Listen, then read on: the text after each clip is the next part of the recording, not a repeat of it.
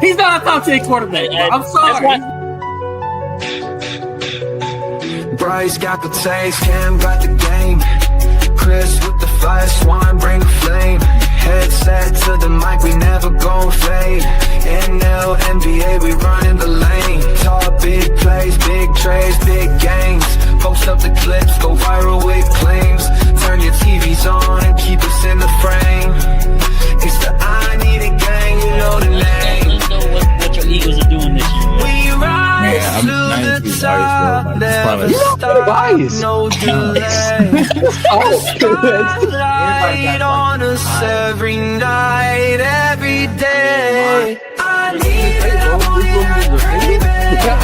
Hot takes and vibes, we made it. From the booth to the door, keep blazing. It's the I Need It sports pod, no faking.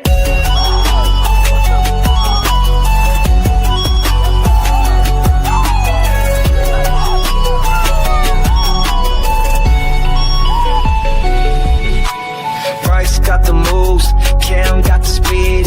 Chris with the heat, Swan, plant the seed. Live from the stage, we never gon' bleed. NFL or NBA, we the dream team. Saw big dreams, big teams, big leagues. Lift up the tapes and go viral instantly. I need it taking over for the world to see. Tell the case that the slip, let's take the lead. We rise to the top, never stop, no delay. The spotlight on us every night, every day.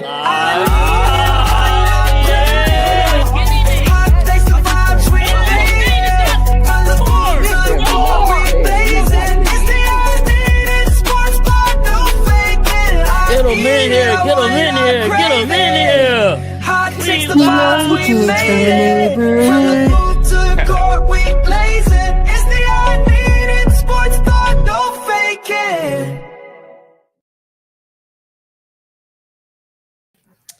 Yo, what is good, everybody? Your boys are back. I Need It Sports Podcast back in action, man. Feels good to be back. We about to be back on the road. I know we've been on and off the last couple weeks, but your boy finally settled in good now. So, the pod must go on. They're going to get this podcast, man. Happy to have my dogs on. Cam, Swan. Nice seeing you boys. It's been a little while, man. We don't got our guy Chris. Boots on the ground tonight. OKC Thunder, which we'll be watching a little bit later on when that game kicks off, soon as this Knicks Magic game finishes up, man. But another good NFL week in the books. You too, with some dubs, some solid dubs for real. Texans might have saved their season. Davis Mills there to save the day with the comeback. My Chiefs on a bye week, so pretty chill Sunday for me. But this week we got the Broncos and shit. Playoff hopes on the line, division on the line. So hopefully my team comes and shows up how we supposed to, man. But yeah, man. Cam, how you feeling? I see you got the shirt on, man. Your Texans did what they had to do. No CJ Stroud, no problem, man. 36 points on the Jaguars was a 19-point comeback in the fourth quarter. Yes, sir. And Mills we trust, right? That's how it goes. Hey, man, Money Mills got it done. That's all that matters, man. At the end of the day, a dub is a dub. Start off scary. Whew. Start off very scary, but boy just kept on just kept on fighting. Davis Mills kept on fighting, and he showed why he's just serviceable backup in the league. And so got the dub, man. On to the next one. Yes, sir. I would assume CJ probably back this week, huh? Nah, I think he's gonna sit out another game. It was because y'all what? You got the Titans. Yeah, and usually his concussions take like 2 games. I remember like his rookie year, he had a concussion. That's when he got that one. The Jets. I remember. Yeah, he set out like 2 games. Yeah, that's usually 2 games. Crazy. I mean, yeah, that's fair. I get it. I mean, you would hate to have this be like a Tua situation, so definitely be cautious. But yeah, every win is important now because that got y'all to what 4-5, I think. And I mean, the Colts got another win, so they still up top, and then Jacksonville's still ahead of y'all now by 1 game with the 5-4, and y'all split there. So definitely still got to stack wins, man. But Swan, Eagles. I mean, it's just regular at this point. It was ugly. But a dub is a dub. It's a dub, bro. That's how I look at Y'all it. watching the stream. Hey, dub You is a got me dub. on fantasy. Don't start me, bro. Oh man, how you feeling after that Monday night game, man? It was it was a defensive game. I mean, the Packers are like a really good defensive team. You know, with Michael Parsons and one there, Xavier McKinney. So I already knew it was gonna be like an ugly game. I think that's why like everybody passing yards are so low and all the props and everything I'm looking at. I will say my one take from the game though is this season Devontae Smith is finally showing everybody why he's wide receiver one. This is no knock at AJ at all as a fan. We already know what AJ can do. But you know me, but more than anybody, better than anybody, Bryce. When the Eagles came around, when we started to rebuild, it was just Jalen and Devontae. It was just us two in the bubble stuff. So he's showing everybody like what he can do. You know what I'm saying? And he's on pace actually to have a career high, I think, 1,241 yards. So he's on pace to like You go. know, he a career year for real. Yeah, he and so like I was trying to explain to one of my friends like, well, like AJ gonna be frustrated, and so I was like, if you look at it, the timeline from 2022 and beyond, 2022 was Jalen's year, obviously like stat wise. 2023 was AJ year. He broke To's record. 2024 last year was Saquon's. It just in order. And this year, obviously, it started out being Goddard's year. He started off strong. I thought it was gonna be Dallas Goddard's year, but it ended up going to Devontae. And so, with that being said, is this is gonna be an interesting offseason. I would say that what we end up doing with AJ because Yeah, I was gonna say because I mean, trade deadline obviously passed up, so it's not like you can't just outright release him. That would be a lot of dead cap to get nothing back. But then at the same time, it's like, I mean, there's a couple teams like we've discussed on here before, like Patriots is one because you know the whole Vrabel connection, and they got picks and cap space with May on the rookie contract. But two is just like, man, should y'all? What do you do at this point? Because you're winning games. Obviously, it's ugly, but you're winning games. That's all you ask for. Are y'all looking at the chat right now, bro? Y'all see the comments? let me see. I don't know what. I don't know who this is. I have a question. Is it bad, bro? What? Say, should I pick up the? I think I'm reading the chat, bro. You on your own. I don't know what to tell you. Godspeed, brother. Godspeed. What's that me? What's the show? Was it The Wire where like it's the music playing? They pulling up the door. He just know like Godspeed, brother. Godspeed. I don't know, bro. I can't answer that one for you, my boy. I was just praying for you though. Yeah, unless you got Diddy lawyers or something, yeah, you're not beating the case, dog. So Diddy lawyers crazy. I'll say Boosie lawyers for real.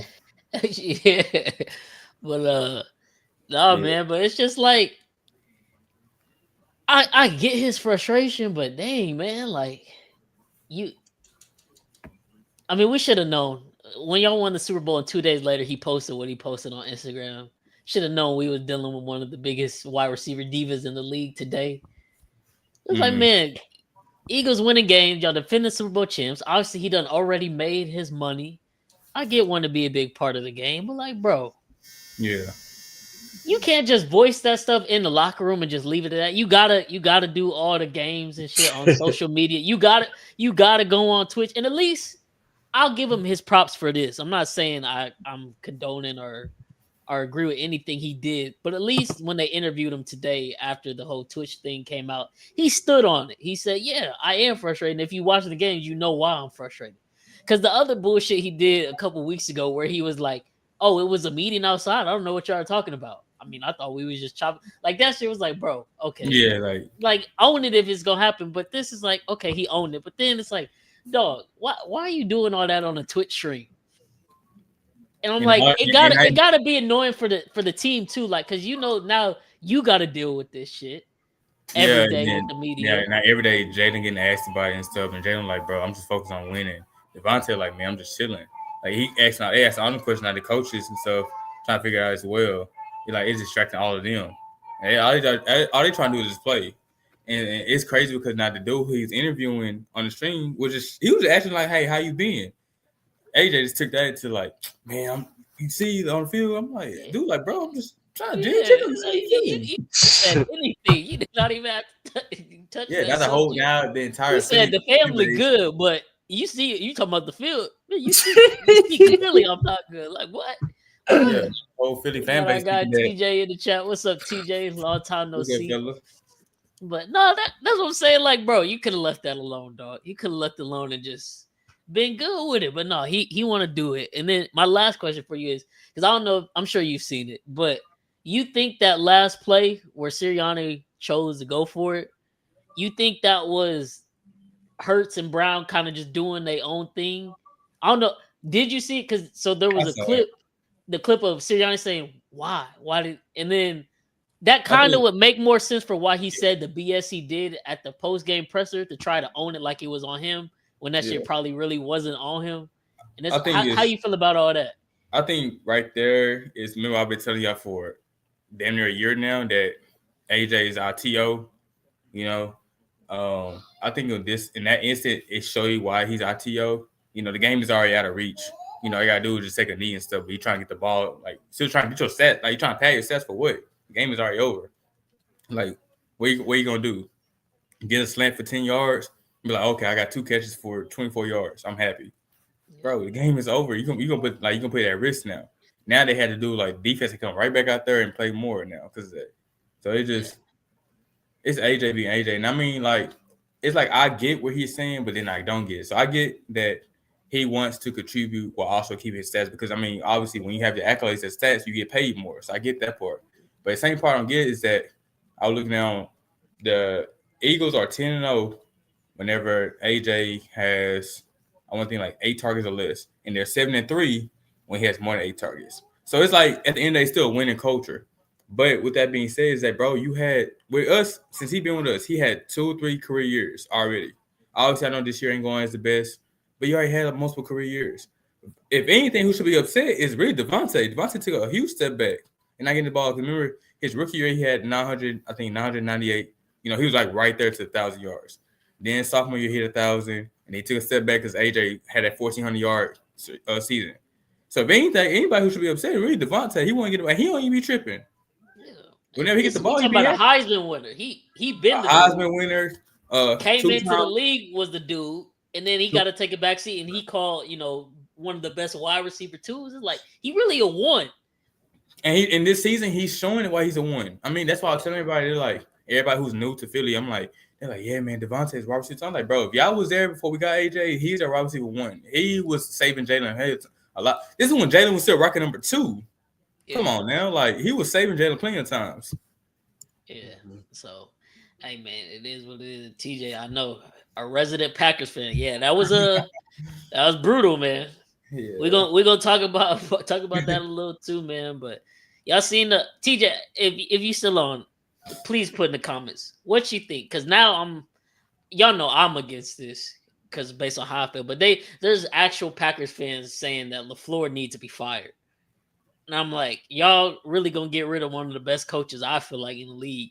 Because Jordan Love can't just be consistent. Like that's what y'all really finna do. Like so many of these organizations got the game backwards nowadays, man. It's like these coaches just getting thrown under the bus as the scapegoats, all that. And I'm just like, dog, what you hold, was it all 3 of the Packers' losses this year? They've held the opposing team to 16 points or less or something like that. I think he said he'd be too concerned. I get it, but at the same time, he trying to protect Love because I seen a video the other day. It was a meme video making fun of Jordan Love. Like every time he dropped back to pass, and dude was doing a whole lot, but every time before he throw it, he would lean back on his back leg and just go like this. And that's all he do. Every routine throw that could just be nice. Jordan Love gotta lean back and throw it off one leg on his tiptoes. It's like, bro, sometimes just stand in the pocket, plant your feet, and put the throw on the money, man. That's all you gotta do. But yeah, the back leg Love, that's it. He don't trust him. He really don't. And it's showing. And it's like, man, and that's what I was saying a few weeks ago. It's like the Packers, if Jordan Love don't turn the ball over, they probably gonna win the game. Like that's what the statistics say. But every time he turned the ball over, they usually end up losing because for the most part they gonna play a good game, solid all around game, all three phases of the ball. And if they protect it, they're not gonna give the team opportunities. But Jordan Love, Hurts fumble, Jordan Love gonna fumble it right back in field goal position. That was points right there. You lose 10-7, that could have been the difference, man. So if y'all lose to the Giants 1 week after they Bro, if y'all lose to they got James, rid of Dable, bro, I ain't gonna lie. without Jameis Winston, Yeah, bro. If y'all lose to Winston, who haven't started all season, yeah, who bro. he throwing to? Wandale Robinson? No, bro. We doing Wanda Robinson, Theo Johnson, bro, and Yeah. Jalen Hyatt if he get in the game. If Y'all he lose to not. them, yeah, I ain't gonna lie, bro. I don't. At this point, I don't even know what to say. But at this point, if we all lose to the Giants, Damn. I don't know what just happened. I'm just oh, I think he tweaked his ankle. Oh yeah, Brunson limping to the locker room. Yeah, I think he tweaked his ankle. Yeah.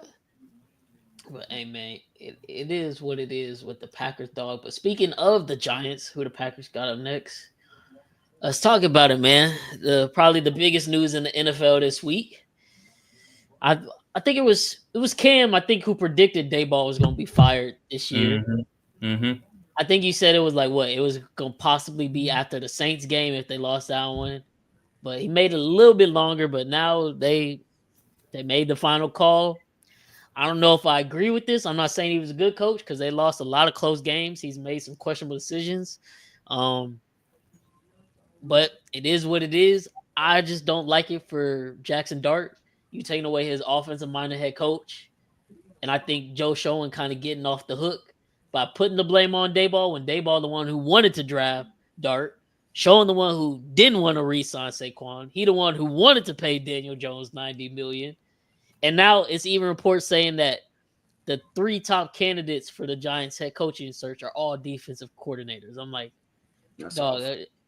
the 2025 NFL, that's what you're going to do for your what seems to be star rookie quarterback. You're going to get him a defensive coordinator? Come on now. So he can have a revolving door at OC, man, but I'm going to let Cam talk on it first, man. You predicted it. You agree with the move now? Would you have rolled out the rest of the season? Do you think Dayball actually showed he could still be the coach with Dart and company? I know obviously they lost Scatterboo. Neighbors went out earlier in the year. But how you feeling about that? Yeah. I forgot who said. I think you said it or somebody else said it. If first of all, if they would just started Dart off rip and Scat never got hurt and then Neighbors never got hurt, Dayball still probably would have been there. I don't know. I felt like Dart was looking really great with Dayball there. Like you said, he's a offensive minded head coach. I don't know. I don't know where the Giants go from here, but I don't know. It surprised me maybe like just a little bit though, because I thought like since Dart was playing so well, they probably was going to keep him a little longer than what they did. So yeah, I mean that's where I'm at with it. But now, whoever gets Dayball though is going to get a hell of a OC though, just like with McDaniels when he probably gets fired at the end of the year. So you think he probably, if he does get another job opportunity, it's going to be OC? You don't think no one will hire him again as head coach? Not right now. I don't see it. Other than that, I don't know who would like. I don't know what what team he would go to. So, and again, this could not happen. But say Buffalo season does not. I mean, if Buffalo's season don't end in the Super Bowl, especially with the way things are going right now, I think it's safe to say McDermott is probably out of there. Mm-hmm. Obviously, Dayball used to be there as an OC. He's kind of was part of Josh Allen's, emergence onto the scene and being the quarterback we think of him as today. Also, y'all know Dayball is from Buffalo, born and raised. Like he's Buffalo through and through. So I'm just like, if McDermott gets fired, nobody. I mean, they don't see. At least the fans of Bills Mafia ain't too high on him right now. But no, they don't seem to be high on Joe Brady, who also is apparently. I'm not saying it's gonna happen, but I've heard that he might be a candidate for the LSU head coaching job. he go back to the collegiate level. I could possibly see Dayball coming into the fold, giving Josh Allen that offensive minded head coach that, every quarterback needs nowadays in today's league. And obviously him and Dayball had a couple magical years there with 2020, 21 season. So Yeah. maybe that's potentially. Other than that, I don't know if he would get a head coaching job either, but that would be the one possibility I think where it's like, okay, if he was to get one, I could see that happening. But that's just fan hopefuls online right now. There's been no discussion from Buffalo side that would even be anything. But like I said, if Buffalo don't end this year in the Super Bowl, like if they make it, I could possibly see them keeping McDermott. But like you know what my rule is, the 5-year thing with the coach quarterback. They on year 7 or 8, I think now with Allen and McDermott. It's just not gonna work. So I would imagine he's gone at the end of this year, man. So, but what about you, Swan? What you think? Because this a divisional opponent.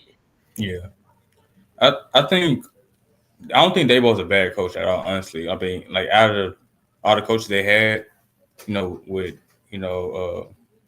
Judge and all them coaches they had, previous years, I think he's probably like one of the most successful ones they had.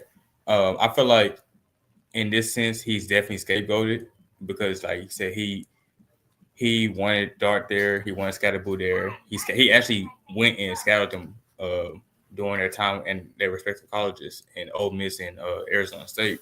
So he actually wanted the rookies there. I think the one thing is that I think one thing he messed up on, I know the recent games, them choking the lead. I think it first started with Broncos. It was up big, and the Broncos came back. So I think it started there, and then also them losing just this previous week. I'll say he messed up by starting Russ for the season, which I know why he started Russ because it's you want to get Dart in the group first. You don't want to start a rookie off the bat. So at the same time, I feel like that's not a mistake. So I get his point. You want to get the vet in. I feel like when Russ started playing bad, I feel like he should have maybe put Dart in maybe a week prior, maybe just a week before. But at the same time, it's not really as bad. He should have started them versus us because shit. I mean, the way we was playing at that point, they might have fucked around and beat us. But I also see his point too is that going against a multi-champion team, and put a rookie out there, you don't want to throw him out But at the same time, you got to eventually let the rookie, test him out. You got to throw him in the water. You got to at least eventually because he gonna run to good teams. I mean, look what he did against my Eagles. He dominated. So it's and we're defending champions as well. So it's obviously Dart's a great QB, and so that's why I say it's I have mixed emotions about it. But I will say that GM, he definitely should have been gone. He made a lot of awful decisions. He made an awful decision by giving Daniel Jones all the money, let Saquon go. And then on top of that, we mentioned him trade away Brian Burns for a bag of chips. That's another one I can mention. Obviously, I couldn't afford him, which I get that. Brian Burns having a career. Not Brian Burns. Letting who was it? It wasn't Brian Burns. Somebody else. I'm thinking about. He traded somebody else away. It wasn't Brian Burns. Oh no! It was Xavier McKinney. Let him go to Green Bay. And then he led the league in interceptions last year. So let him go for nothing, for a bag of chips, basically. And that right there had messed up because now your secondary was already bad, and now it got worse. Letting one of the best safeties go to Green Bay, another NFC rival, and now he's dominating over there.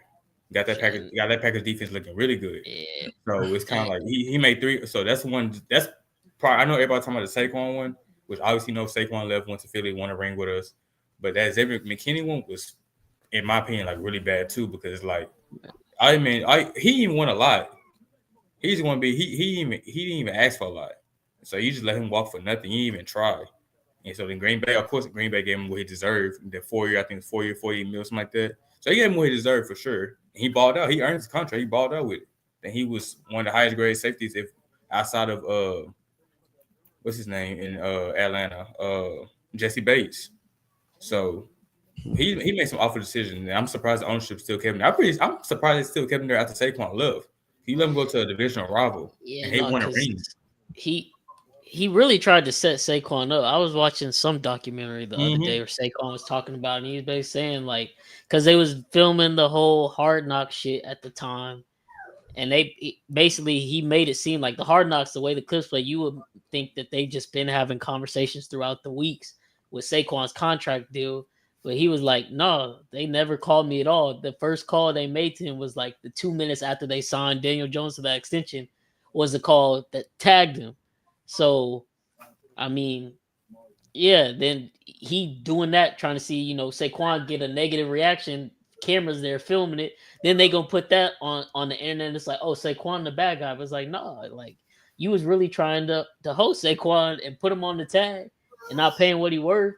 Exactly. But and then, like I said, at the same time, you the one, like Dayball didn't pick Daniel Jones. Dayball took the head coaching job. Daniel Jones already quarterback. Daniel Jones was a show and pick.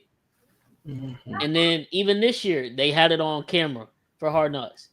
Sean wasn't really all in on Dart. Dayball the one told him like, "Hey, no, we gotta trade up and go get Dart." Like, and Sean was like, "Okay, well, if you really in on him, if you think he could be what he can be, then we'll move up." But like, he was kind of making it seem like, "Hey, if this fails, this is on you." But shit, it ain't failed for real. And TJ saying this, and I get this part of it too. Yeah. That one clip where Dart was in the medical tent still getting looked at, and Dayball went and yelled at the trainer. But that's a man that knew he was fighting for his job. Mm-hmm. That's what that was. He was in a panic for real. Fighting for his life.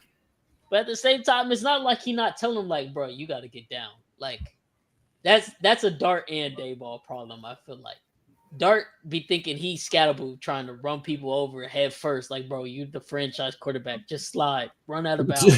Stop taking hits.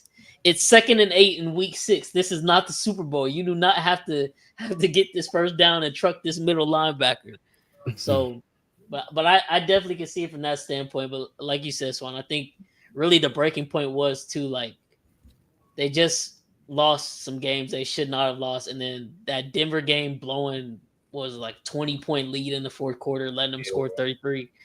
And then to lose the last couple weeks the way they have. Yeah. Man, you had everybody and mama on Twitter making it seem like Bo Nix was a top 5 QB after that week, bro. I was so annoyed.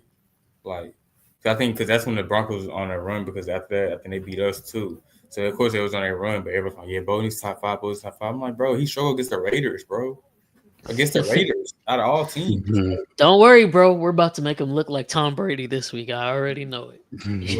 Everybody was like, man, yeah, he's top 5 in the league. My homeboy, he's a Broncos fan, so he was talking all I know is. I'm like, bro, y'all doing all that just to lose the first round, bro.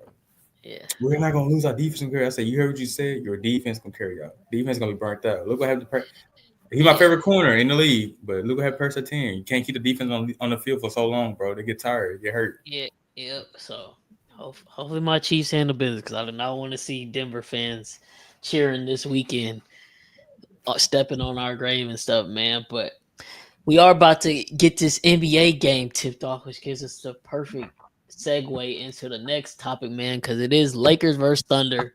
Mm-hmm. And another firing happened this week. Probably the bigger firing news. Mm-hmm. We all kind of seen this one coming, I feel like, especially with the start of this season for your Mavericks, Swan.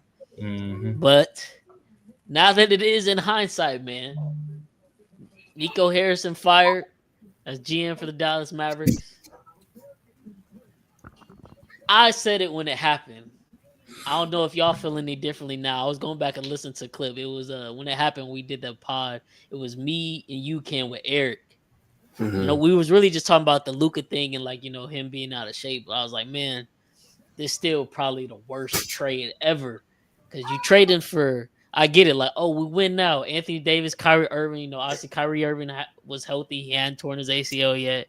Anthony Davis, Klay Thompson, all them. And I was like, bro, you trade in a 25-year-old one-of-one superstar for a 31-year-old Anthony Davis who gonna be injured. Like, it just is what it, I wasn't even trying to be me, like, be a hoe, speak ill will on the neighbors. Like, bro, every year Anthony Davis stays hurt.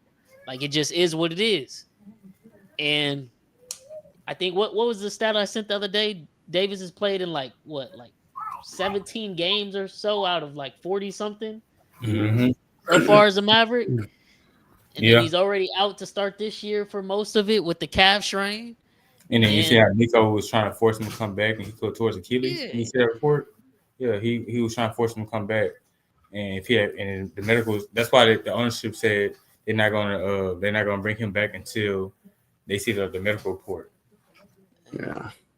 It's just I don't know, bro. It's just I feel like that one was also scapegoat too, because why you having owners who don't know anything about basketball making like disapproving any decision? yeah, talking Obviously, about yeah, Dumont and the apologies, like, bro, you cannot possibly because buy a team and be that out of touch with the fan base to know trading your star Mhm. player wouldn't cause because that I'm type gonna of put effect. I'm gonna put it into like a football term. So you know how Ursay's daughter, she's over, the coach and everything around, right? So you know how she don't really have like too much sport knowledge, but she's doing everything she can for the team, like taking notes and stuff. So one of my homies in the group chat, he was saying that he's not a big fan of her doing that and stuff. And I'm like, okay, well at least she's trying to like understand the team and follow her father footsteps. Cause like to try to compare it to the Mavs owner, he just signed off the team because he wanted to build casinos in Texas. He don't know anything about basketball. He ain't trying to learn anything about basketball. He just doing for the money. At least Ursay is trying to understand, so she taking notes and she dropping bags and trading for like soft garden and everything else because she's trying to win. You don't have to be owners who like, trying to do stuff like that. They'll just, you know, they'll just buy a team because they know how much profit it's bringing in. Like Mavs are like one of the wealthiest franchises in NBA history. So they know, them selling that and stuff is already like, okay, I'm just sell them because I know we're going to bring some money in. Texas is a income tax free, it's a tax free state and stuff like that. So you ain't got much to do. So I was like, you can't compare apples to oranges in that sense. But at least like she don't know much about football either.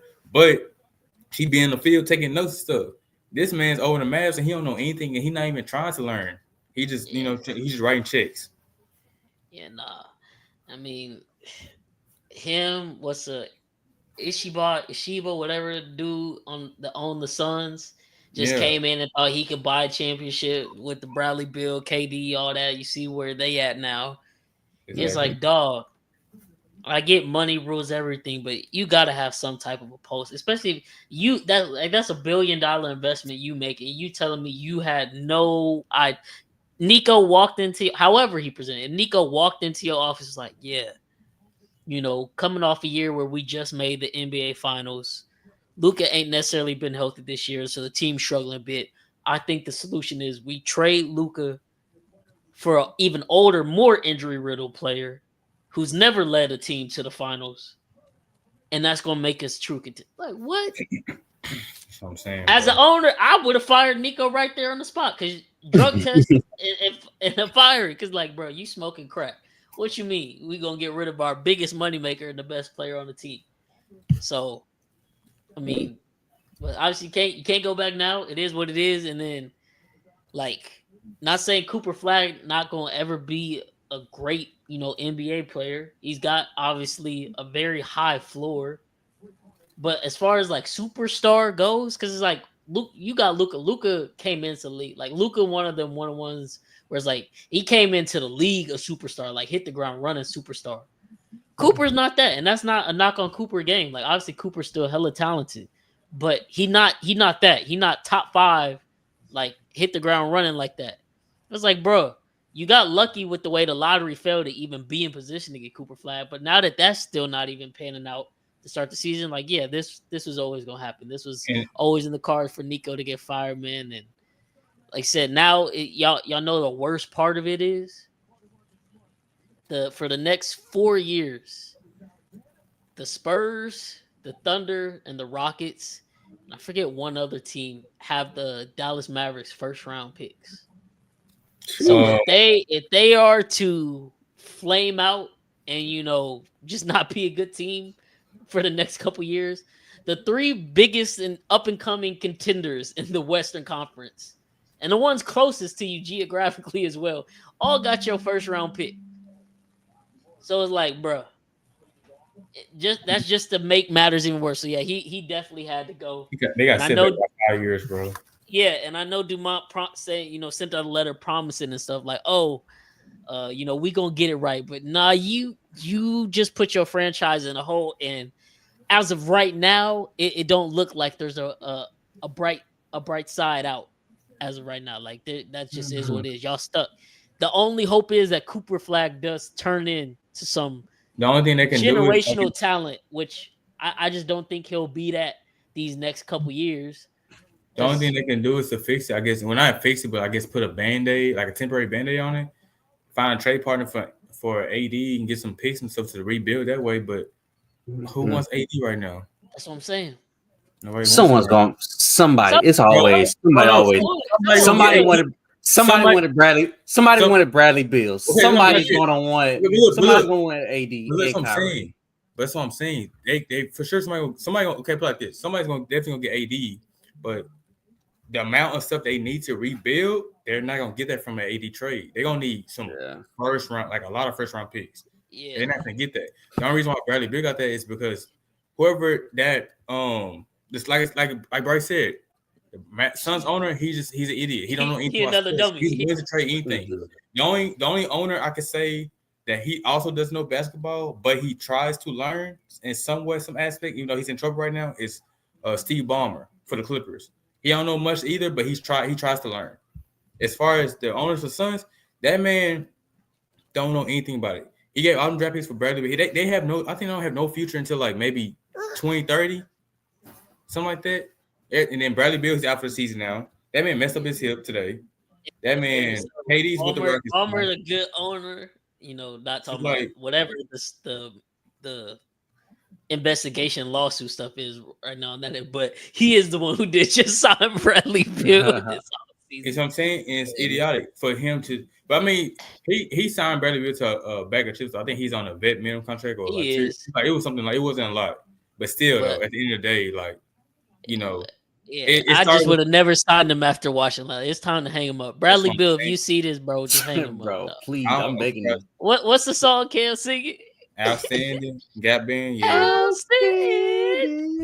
I would never sign him, bro, because like him and Harden together don't even play. Their styles not even coexist. For somebody to be with Harden, they gotta be like, because Harden, he's not bad on defense. Like he showed he can play effort, but you can't put a guy like Bradley Beal at start line to win. You got to put somebody like, you know, it's crazy. It may sound crazy, but he's balling right now. You got to put somebody like a guy like Marcus Smart with him, who can be scrappy on defense. Yeah, the unction is not working in the year 2025. They the oldest roster in the league. What are they? Or is it the Warriors?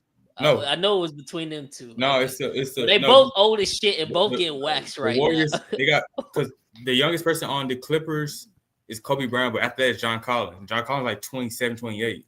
The Clippers, they got a couple. The Warriors got more young players than them because they got Pods, Kuminga, and what's the other dude's name? He's on their bench too. He's a sharpshooter. I forgot. Post. They got more young players than Clippers. Clippers are the oldest team in the league. Speaking of the Warriors, they up 92-84 to start the fourth versus Spurs. Curry got 37, but that's the problem right there. Yeah, because this is what game 13. 37. Yeah, that because you need Steph to damn near get 40 for you to win the game. He struggled yesterday. Draymond, it's time. Draymond gotta go. He only had 11 points last night. That's why he struggled against OKC. OKC put BTA for real. Yeah, and it's like Draymond. All of them know they ended that game. It's like, man, it don't matter how good we are. We're not competing with this in the 7-game series. We just don't have enough. We don't have enough at all. And then I guess reports also came out.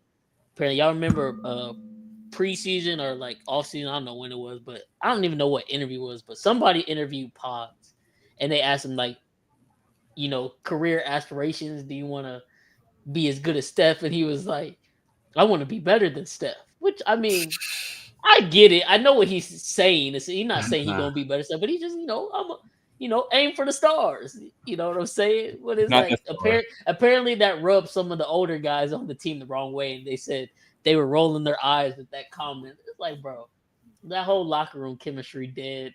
They ain't developed no young player whatsoever. The entirety of Steve Kerr's tenure, which is also the problem for why they struggling so much now because they can't develop their draft picks. It's time, man. People thought Jimmy Butler, Steph, and Draymond in the year 2025 was finna be a top 2 team. And what? They might not even win 45 games this year, bro. You seen what they said about with Jimmy comments and stuff like that? Because we were trying to figure out like in my Discord, it was like me and TJ we was all talking about it. We were trying to figure out like what comments he was saying because there was one of my other homies was saying like, hey, why everybody taking Curry prop today? I said, hey, Curry not touching my slip. I'm telling you that right now. I don't care if he go for 37. I don't care if he go for 11. But what I was mentioning to them that like Jimmy Butler's comment, he was saying that like they put more effort in and all of this. And so, like, everybody trying to figure out who he talking about. They said he's talking about Steph because, like, last 2 seasons, Steph had literally shot them out of some games, though. Like, he just, shot chunking. But, I mean, if he's on his scoring option, he has to. Everybody else can't give you 30 a night. And so, it was coincidence because I looked in the starting lineup that Kuminga didn't even start today. So, I was like, so that's like they was definitely talking about him then.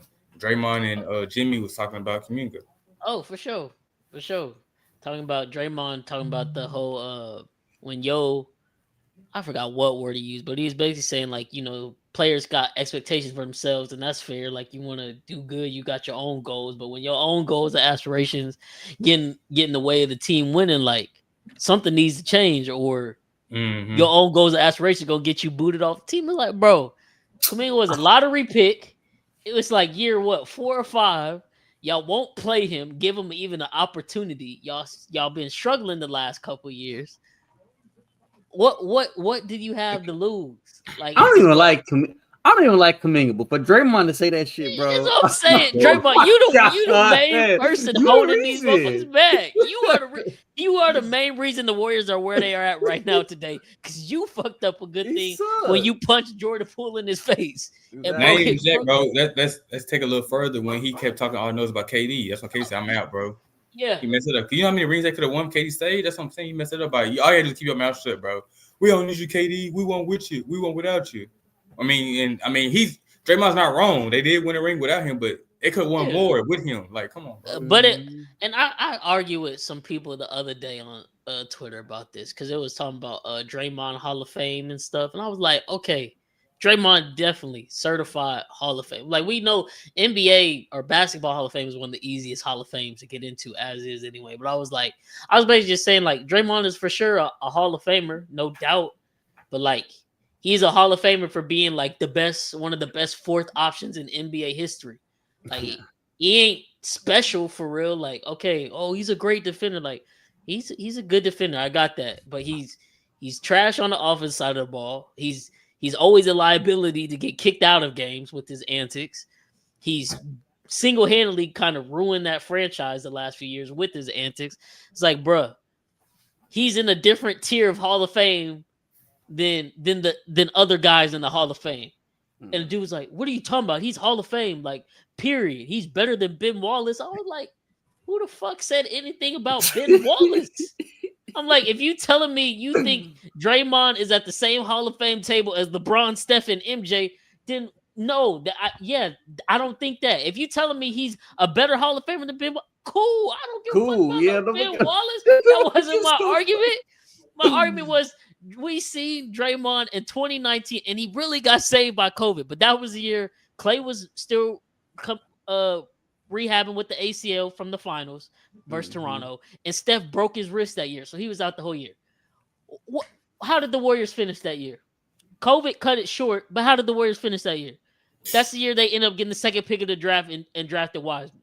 That was the Draymond-led team. That's what you get when Draymond had to be the focal point because they're like, he the facilitator. He was facilitating to the 2 best shooters and the best offensive power team ever when they got KD. That's what he was facilitating to. He did not create shit for that team, for real. That's the only reason. Like, he fell in the perfect spot at the perfect time. And yes, he's going to be a Hall of Famer for that. But he is the glue, bro. He make everything.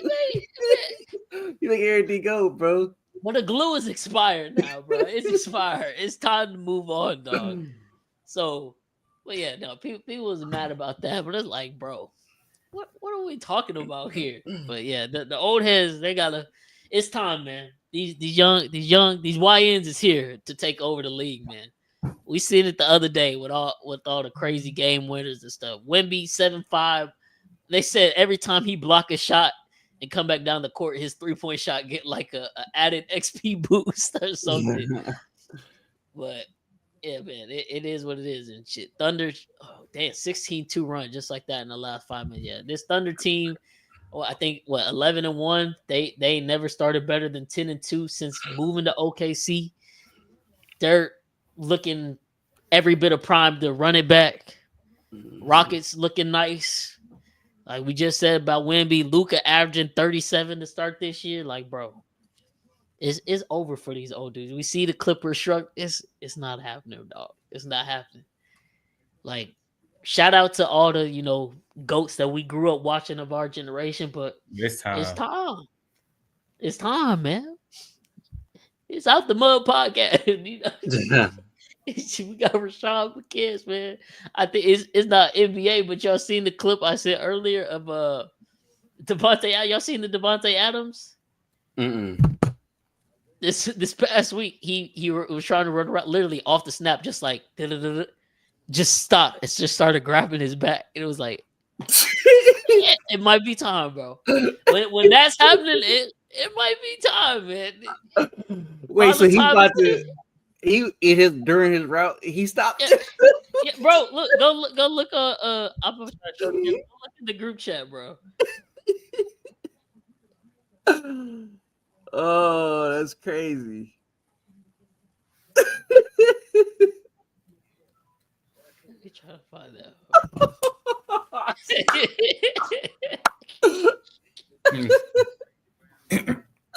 He's trying to grab his back. Ain't no way. He took 4 steps and started grabbing his back, bro.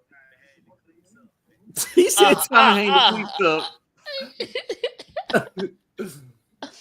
Oh my god, bro.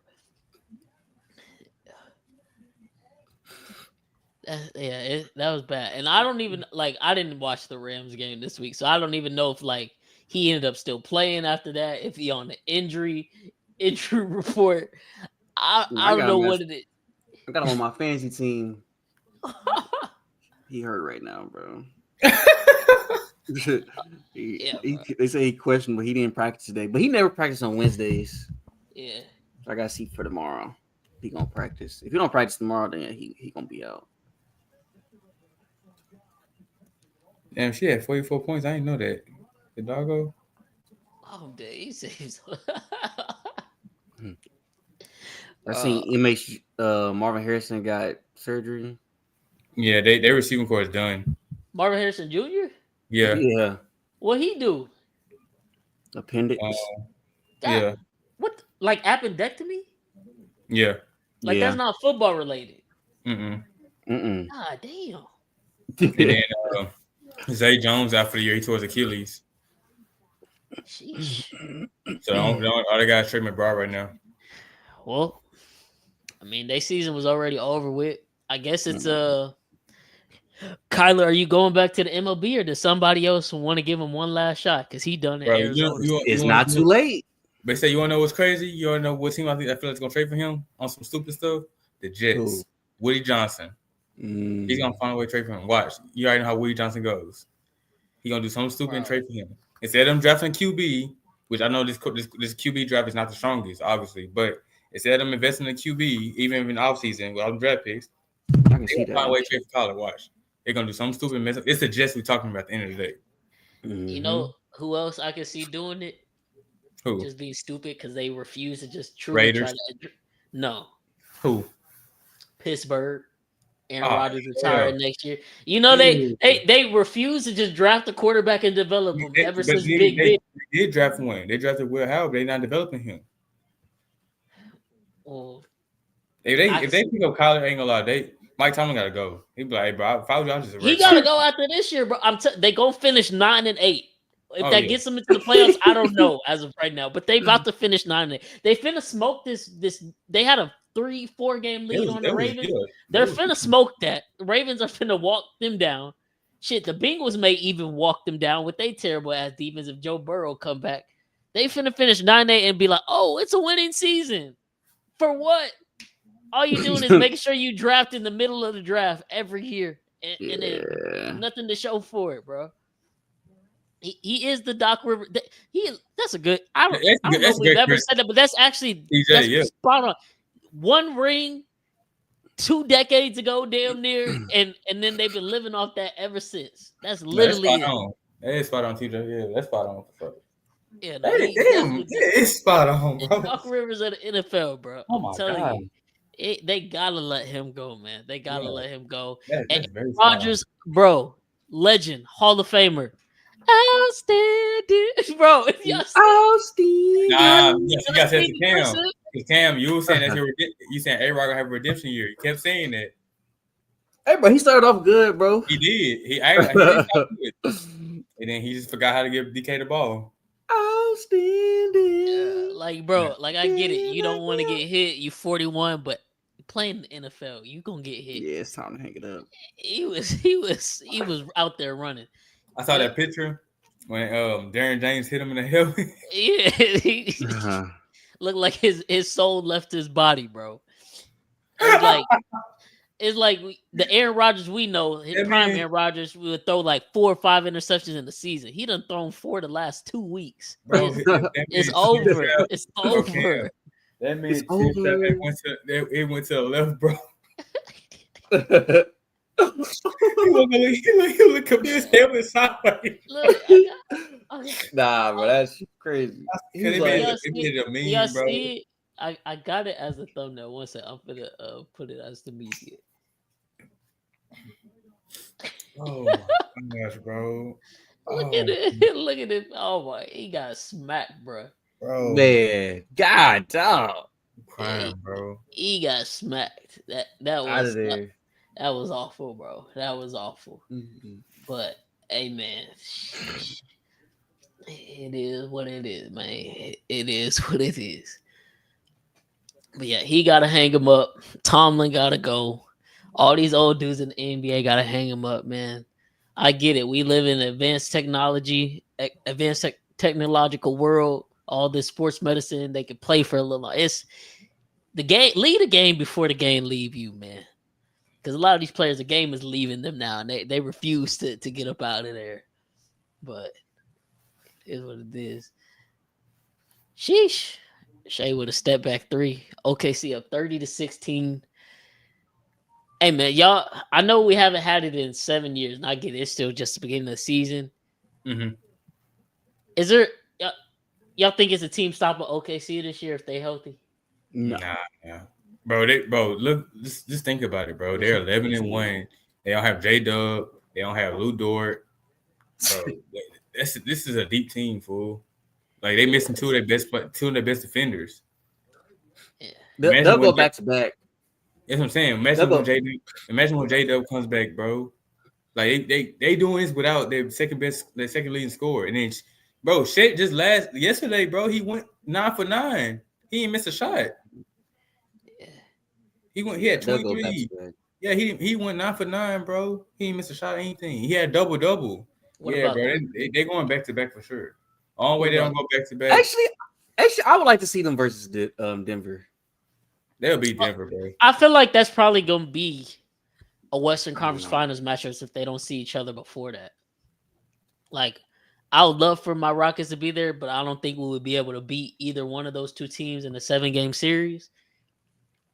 But yeah, a healthy Jokic versus a team again, I would definitely love to run that back just to see.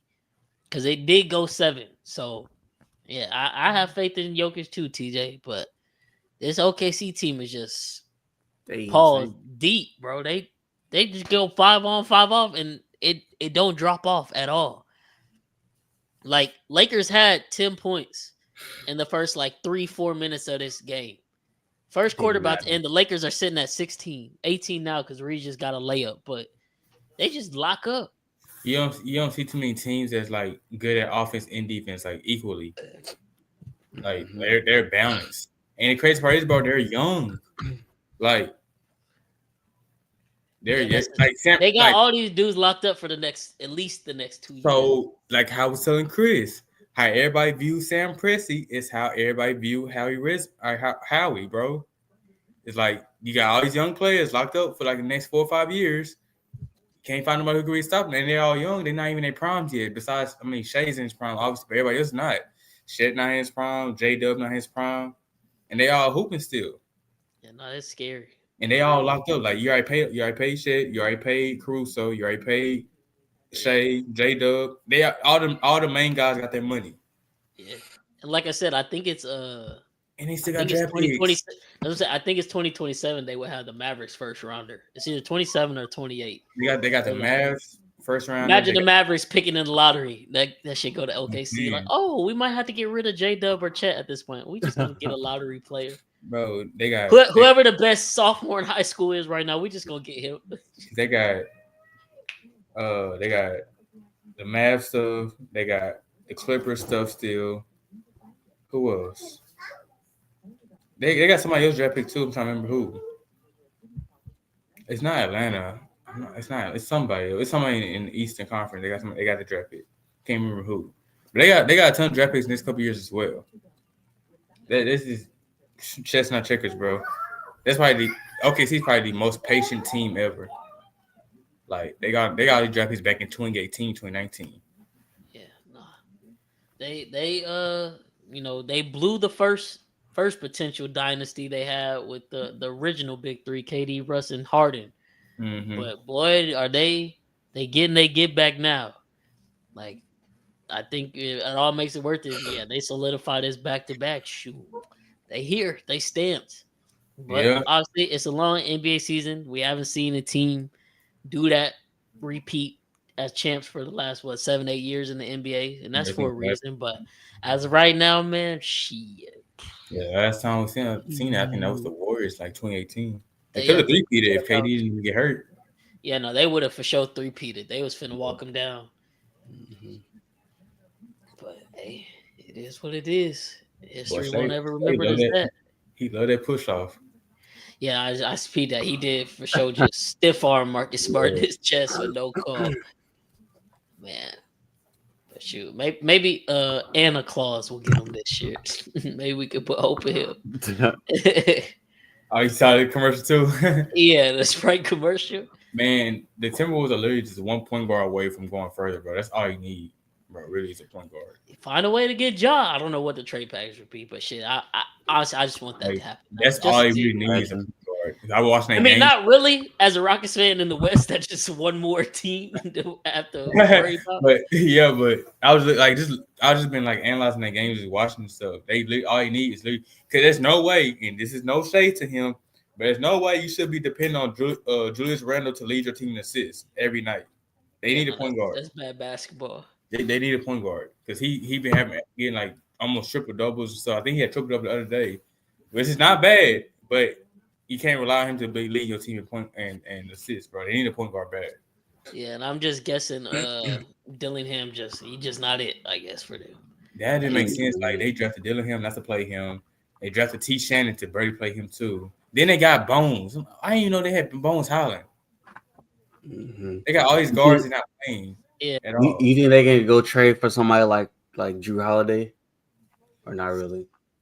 The only way I say they could trade for Drew Holiday is if they try to figure out what they're gonna do with Dame, because because both of them, you can't start both of them at the same time. I wouldn't be mad at it, but I don't think Drew Holiday would be a fix at this point. I actually like that move, them getting Drew Holiday, because he bring that veteran presence.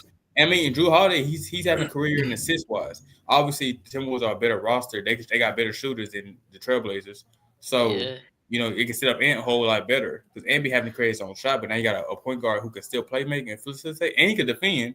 Because I think that's what they're trying to do with Mike Conley. I would just rather them, if they're gonna be spending draft capital, go get a young point guard to pair with Ant for his career. Don't try to band-aid it with Drew Holiday. Like, as good as Drew is, I don't think Drew gonna be the difference in them winning or not winning the championship at this point in his career.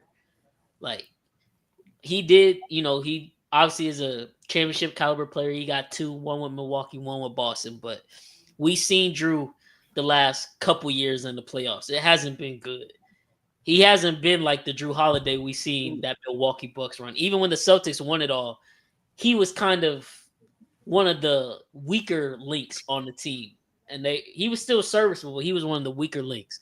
And then Yeah. last year, it really just fell out the way. He wasn't good at all. It's like, man, get a point guard. Like he's your franchise player. You want him here in a Timberwolves uniform for the next 5 to 10 years. Just go get him a point guard to be with him for the rest of his career, or at least the next 3-5 years. So Drew Holiday, not that.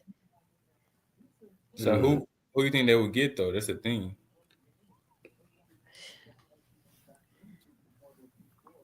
Like, I would hate it. You got to think about cap space too. But if you just thinking truly about just facilitation to help Ant on the offensive end, I don't think this would get it either because defensive end would be so bad. But Trey, I knew you can say it. I knew you can say it. I don't like that trade with Trey. That Darius Garland, if that don't work out in Cleveland, maybe. I don't think none will put them like. Yeah, I don't like Garland. Neither one of them put them like his health issue, and he's such a traffic. Yeah, that's what I'm saying. It's a tough predicament. And it's like, and you also don't want a point guard that's gonna be taking the ball too much from Ant. It was like Ant not a point guard.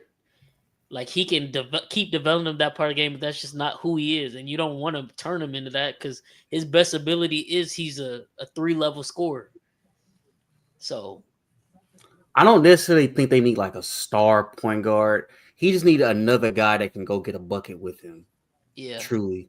Rather if it's like another shooting guard or if it's like a small forward, he need like somebody that's going to consistently get him like 23, 25.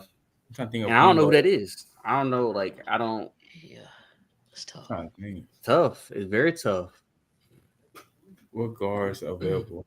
The only point guard I actually wanted him to get, but now they're not even playing good, so I don't know, was Simons, Anthony Simons. I wanted him to go to there at first. I wanted him to go to Minnesota at first because he can score. Yeah. He give you a solid 20-25. He proved it, but he's not. I mean, obviously he's not doing nothing in Boston. But Boston just a miss right now for all. That's why he's not looking good. But they're not even gonna keep him. They trying to use him as trade value. So if he can go back to how he was in Portland his last year. Look at Simons, and he's cheap too. He's on a team friendly deal right now. Probably look at Anthony Simons. That could be one for sure. He can get solid. He ain't not like an all-star. He's solidified. TJ McConnell or Peyton Pritchard. Peyton Pritchard would be nice. TJ McConnell. What we find out last year when we watched the finals. He like 34 or something. Yeah, he old. He old as I know he older because he started with the 76ers when they were going through that process mode. Yeah, no, I would say I'm not mad at Peyton Pritchard one because he wanted to be a starter too. I'm not mad at that move, and I think he just got paid too, so they're gonna have to add a third team because he on that contract. So for them to afford him, they got to add a third team. So probably like a team like Utah, somebody that has cap space. I think Utah got the most cap space in the league right now. Yeah.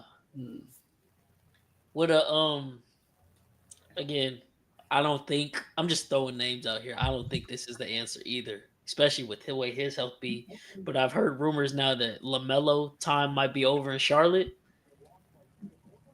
Would you possibly explore that? But I mean, because it could work. I like LaMelo's offense. Obviously, his maturity, they gonna have and his injury and availability is where he. I'm not mad at that at all. Like that right there. You really gonna need a third team because he on a max contract. You really gonna need a third team for real.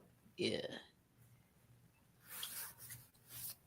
Thunder locking Lakers the fuck up right now. 38-21, 9 minutes left in a second. TJ said Suggs maybe. Nah, I'm not a fan of Suggs. Hell no. I don't think good, bro. I don't think Suggs good. Me personally, I don't think so. Yeah.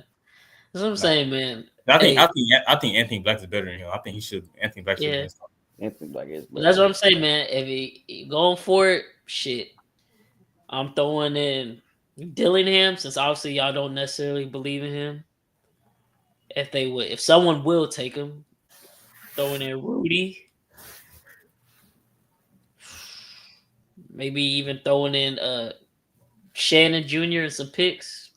Memphis, what do you say? Give us a job. Yeah, because I mean, the one thing about Minnesota has a ton of guards that they don't use.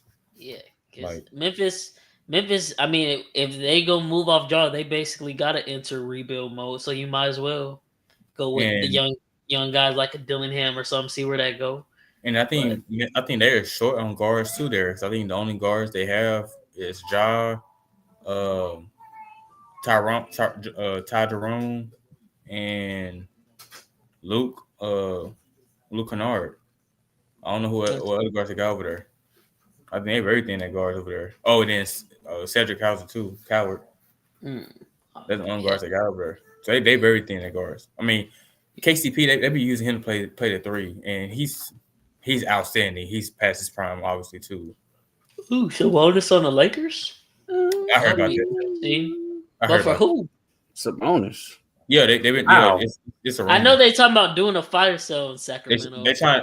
So Sacramento trying to rebuild. They're trying to get rid of DeRozan, all of them.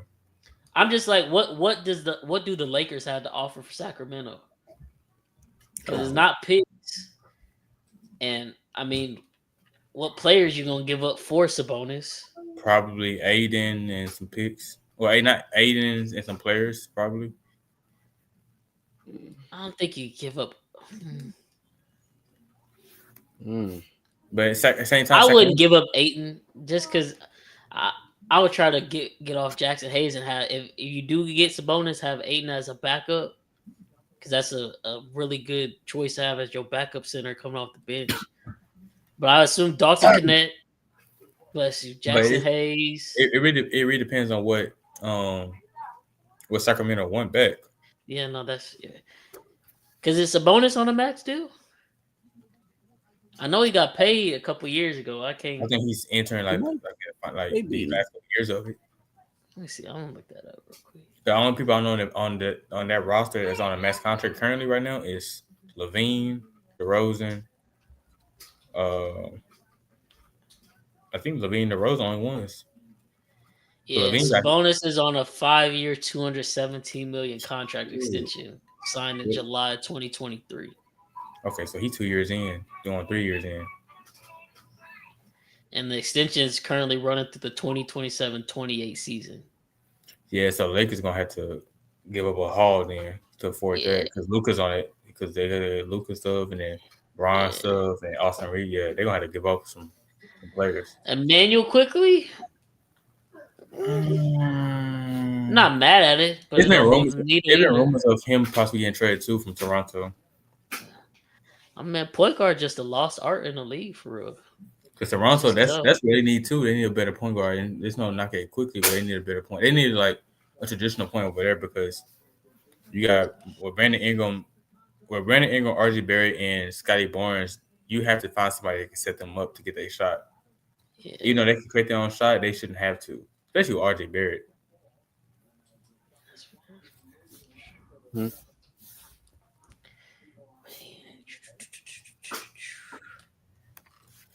But we're talking about basketball for a good little minute. Let's pivot back to football, man. Let's look at week 11, man. We gotta get back right on the picks, man. We ain't really had nothing last week because we had so much going on. But week 9, the last week we did have picks. It wasn't a good week. We dropped the ball a little bit on that one. I think we was like 5-11 as a pod. It's off week, so we definitely gotta get back to it, man. We gotta get back to it. Let's see.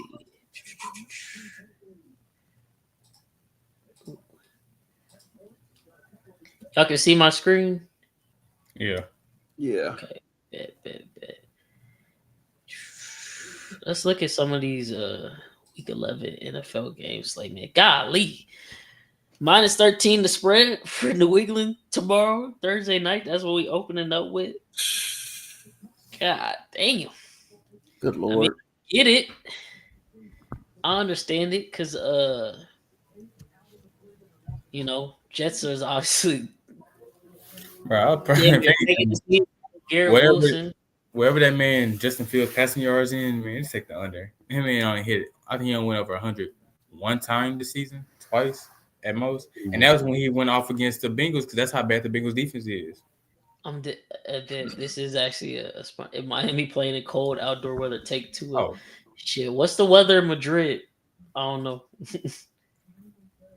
Man, them overseas games be killing me, bro.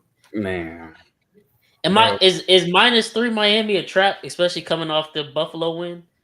Yeah, Because I mean, Washington is in the because fucking gutter right now. because the Colts were -6 just against Atlanta.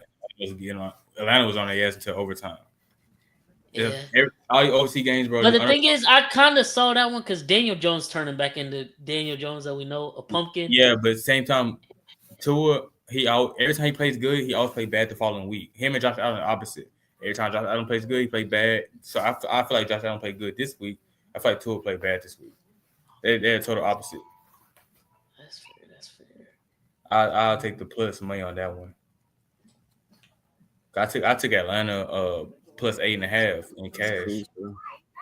That's fair. And this man Kyle Pitts, bro, had so many chances to go over his line. Kept dropping all them passes. I should have just went with Drake London. Shit, you Oh, yeah, had him on the bet. I had Pitts on the fantasy team selling me. I mean, that man Caruso getting his revenge. Yeah. 20-point game, Jesus. Shit. Maybe they do need Braun back in LA. I think he just had his first. They assigned him to the G League team so he can practice 5-on-5 today for the first time. Yeah, he's supposed to come back in either end of this month or beginning of December. Yeah, but if nothing, -3 +3 for that Madrid game. What about the over? I feel like no defense really gonna be being played because Washington defense old as hell, injured as hell. They not good. Miami, they defense still is what it is. Maybe the over 47.5. What y'all feeling about that one? It depends on how Marcus Mariota play. I don't know if Jaden because it depends on how he plays too. Mm-hmm. Because obviously I'm right now. I don't think Terry gonna play, so there's no Terry. It really just depends on that. Because both of their defenses are banged up because Marshawn Lattimore out for the year. Mm-hmm. And then, oh boy, for the Commanders, Payne, he's suspended. Two shitty ass defense. Yeah. But at the same time, two also shitty ass offenses as well. Mm-hmm. So I don't know. Just them overseas games be killing me though. Like it never go right. Yeah. You're throwing up bricks right now. Probably would just stay away from it, but I wouldn't be surprised if it went over. But then at the same time, you said this overseas. They probably not gonna be acclimated. That's probably gonna shit. This is what the NFL sending over to Madrid. They probably never gonna want to watch American football. Remember we had trash game with it was Minnesota and Pittsburgh when it was in Berlin. That game was so trash. Yeah. Mm-hmm. I don't know, bro. It's gonna be interesting. What about Carolina, Atlanta? Carolina whooped them 30-0 earlier in the season. I think Atlanta get their revenge. I think Atlanta get their revenge. It's not a shitty game, but yeah, I think Atlanta. Another shitty game. NFC South, bro. I think Atlanta win that one though, because it's hard to beat the same team twice in the same season. Yeah. So I think Atlanta. What Drake London prop looking like? That's what I want to know. Look at his catches. He gonna get the ball like I think his catches. I think it's at 6.5. I think he gonna throw him the ball. Like I don't think unless they put JC Horn on him, but even then, like he gonna find a way to get the ball. Shit, man, you think this week they'll finally realize they have Bijan Robinson on their team? The coach came out and said, "Yeah, I said Tyler. Yeah, they just made that tweet about him saying he's a pro player, basically. Superstar. He called him a superstar. I doubt it, fool. I swear, I think sometimes these coaches just be overthinking, bro. Like, no, they be betting, bro. That's what they be doing. They be betting also. They be betting on them, bro. Because ain't no way we at the red zone, the 1 yard line every time he gives a Tyler instead of Bijan, fool. Like, Bijan wasn't he a top 5 pick for Atlanta? Yeah. Wasn't he like number 3, I think? Like, bro, use your pick, dog. I don't know, bro. But He got Drake London at over 6.5 plus money for receptions. I think he's gonna get that. Think so. Yeah. He obviously he don't trust Kyle Pitts, and then he for sure don't trust Darnell Mooney. I don't know what that was last week. Shit, Mooney's so ass, bro. I was like, Shit, he that catch to start out the drive, they might get in field goal range. that's what I really don't trust. This man Holmgren is cooking Aiden, bro.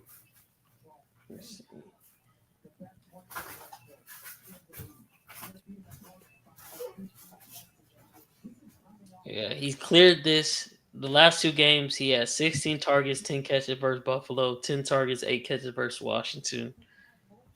Or no, I'm sorry, I'm reading that wrong way. The last two, 8 targets versus Colts this past week, 6 receptions, 14 targets, 9 catches the week before that versus New England. And he's gonna have it plus money. And that gets New England. New England's a top defense. Yeah. And then even Christian Gonzalez gave him his props. Yeah. So I think I like 6.5. Okay, I like that one too. Drake London over 6.5 at plus 106. He's gonna turn to minus watch. Give it to Saturday. Okay. What's the receiving props in this game? Rams versus Seahawks. Shit, they got Devontae listed. Shit, if he playing, is that an under with the way he looked after that route? I can't stop laughing at that, bro. Yeah, I wouldn't doubt this either, TJ. Shit, the final score probably gonna be like 17-14. Absolute shitter. HN rushing reception yards. I'm not mad at that. Because I was about to say, what's been balling too lately? Waddle, he been balling lately. Shit, y'all heard Buffalo was apparently trying to trade for him. I saw that. But I guess Miami wanted a little too much than they was willing to give. And then obviously what happened this weekend, all Bills fans is pissed at Brandon Beane. Rashee Rice over 6.5. Feel like I just want to bet that prop every week for the rest of the season. And I don't think I feel like he gonna try to play, but I've been hearing he probably won't. Pastor 10, I think still probably out with the pectoral strain or whatever it is. He probably gonna be out the next couple weeks, and then they got their bye week, and then he'll probably come back. But at the same time, it's us. Everybody always be hurt, and then the Chiefs be on the schedule, and they be like, "Oh, we're playing." So prime time. Yeah. Let's see. I'm finna check to see if.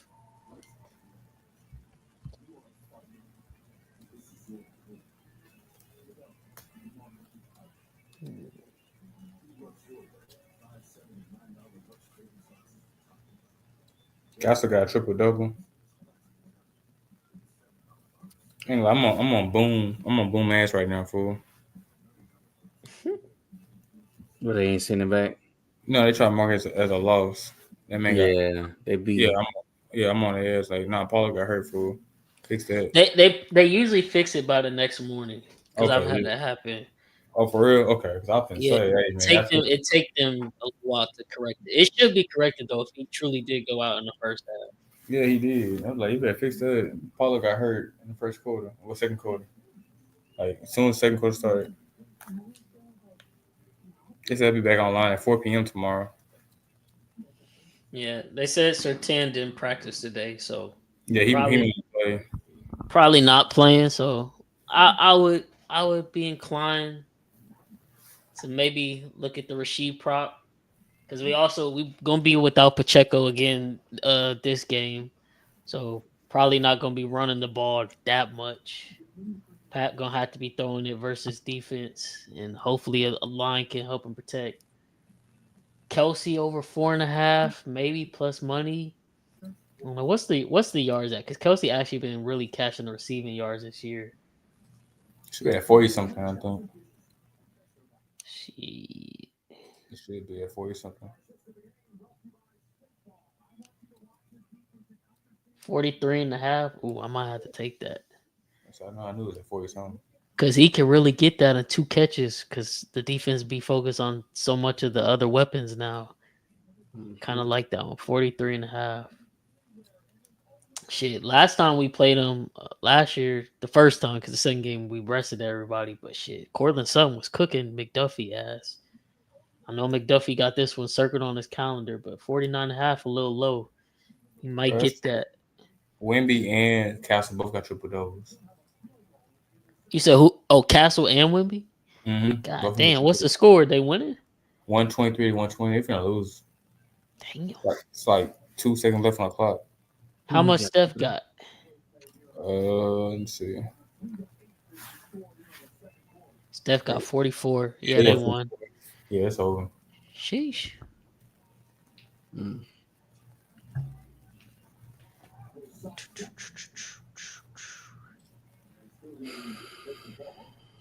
Back to the board. Back to the board.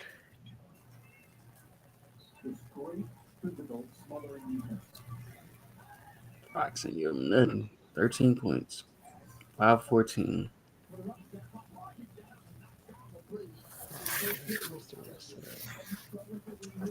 What about Cincy Pittsburgh? Joe Flacco's on the injury report this week. I think He Pittsburgh didn't practice. Joe Burrow, I mean, he's back at practice. I mean, we know Joe Burrow, a crazy competitive motherfucker. It looked like he really want to play this week, but I don't think that can happen.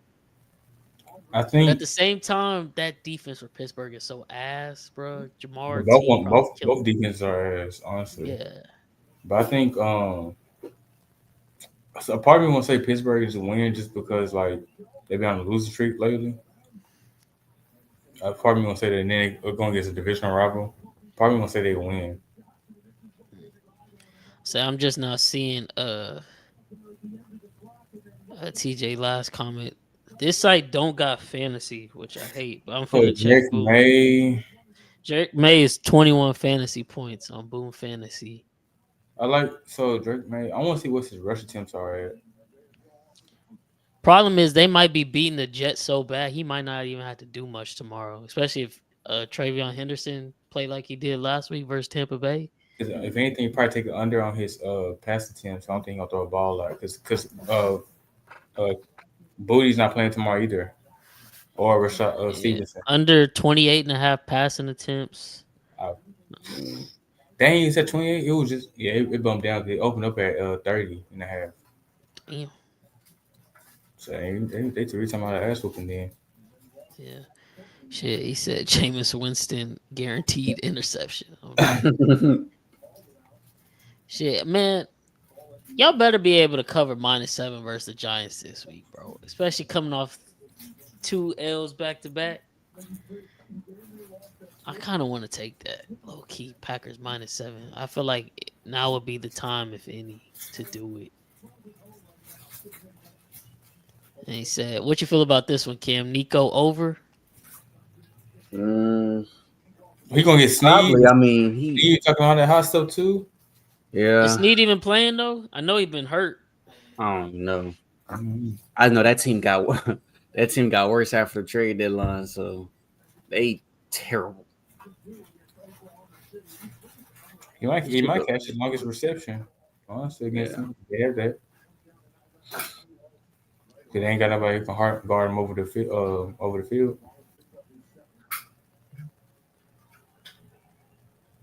Yeah, Snead got placed on IR on the 23rd. So yeah, he definitely. And then off the field, he just got indicted for failure to report a felony. That was yesterday. So he got arrested. I don't know if he got arrested. That's just the headline from this article.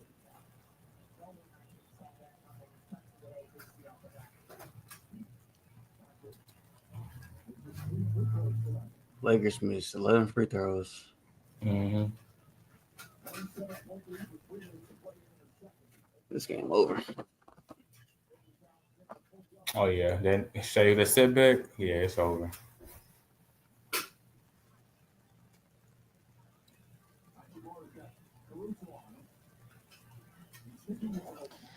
Yeah. I don't know. Davis It's crazy Mills. how OKC started the season with like 2 or 3 overtimes in their first 3 games. Mm-hmm. So they overtime with the Pacers, overtime with the Yeah, dog, Rockets, this is brutal. and now they Lakers blowing this. got 32 points with 2 minutes left in the second quarter. They're Whoever now bet on being doubled up 32 to 64. whoever bet on this game, I feel bad for y'all, man. Sheesh. But I seen everybody taking Lucas under. That's all I've been seeing. Well, that was the right play because he's not Yeah, gonna be playing much the Malone. second half with this score. Because Lucas stuff was at 31 and a half his points. Everybody taking the under. Y'all said inmates Jr., Marvin Harrison Jr. out. All they receivers hurt. San Hmm. Francisco -3. Yeah, and they just lost too. Yeah. Yeah, everybody's Mac hurt. Jones still playing good. I know they keep now it's really a As discussion, long as but they I've got been saying as long as them they got and Brock McCaffrey, Purdy. I say as long as they got McCaffrey, they should win. What about But this Tampa Bay Buffalo game? dang, that's the interesting That's a one. toss up. Yeah, I Yeah, know. That's dang. That's a good one. Oh, dang. Is Buffalo at home? I really Yeah. want to say Buffalo. I ain't gonna lie to you. I love Baker, bro. But I really gotta say Buffalo on this one. I probably gotta rock with Buffalo. I'll probably go Buffalo. Okay. Only because they just lost and lost to Miami. And you know how every time Josh Allen lose, he somehow come back better. Yeah. And Tampa Bay, they got too many injuries over there too.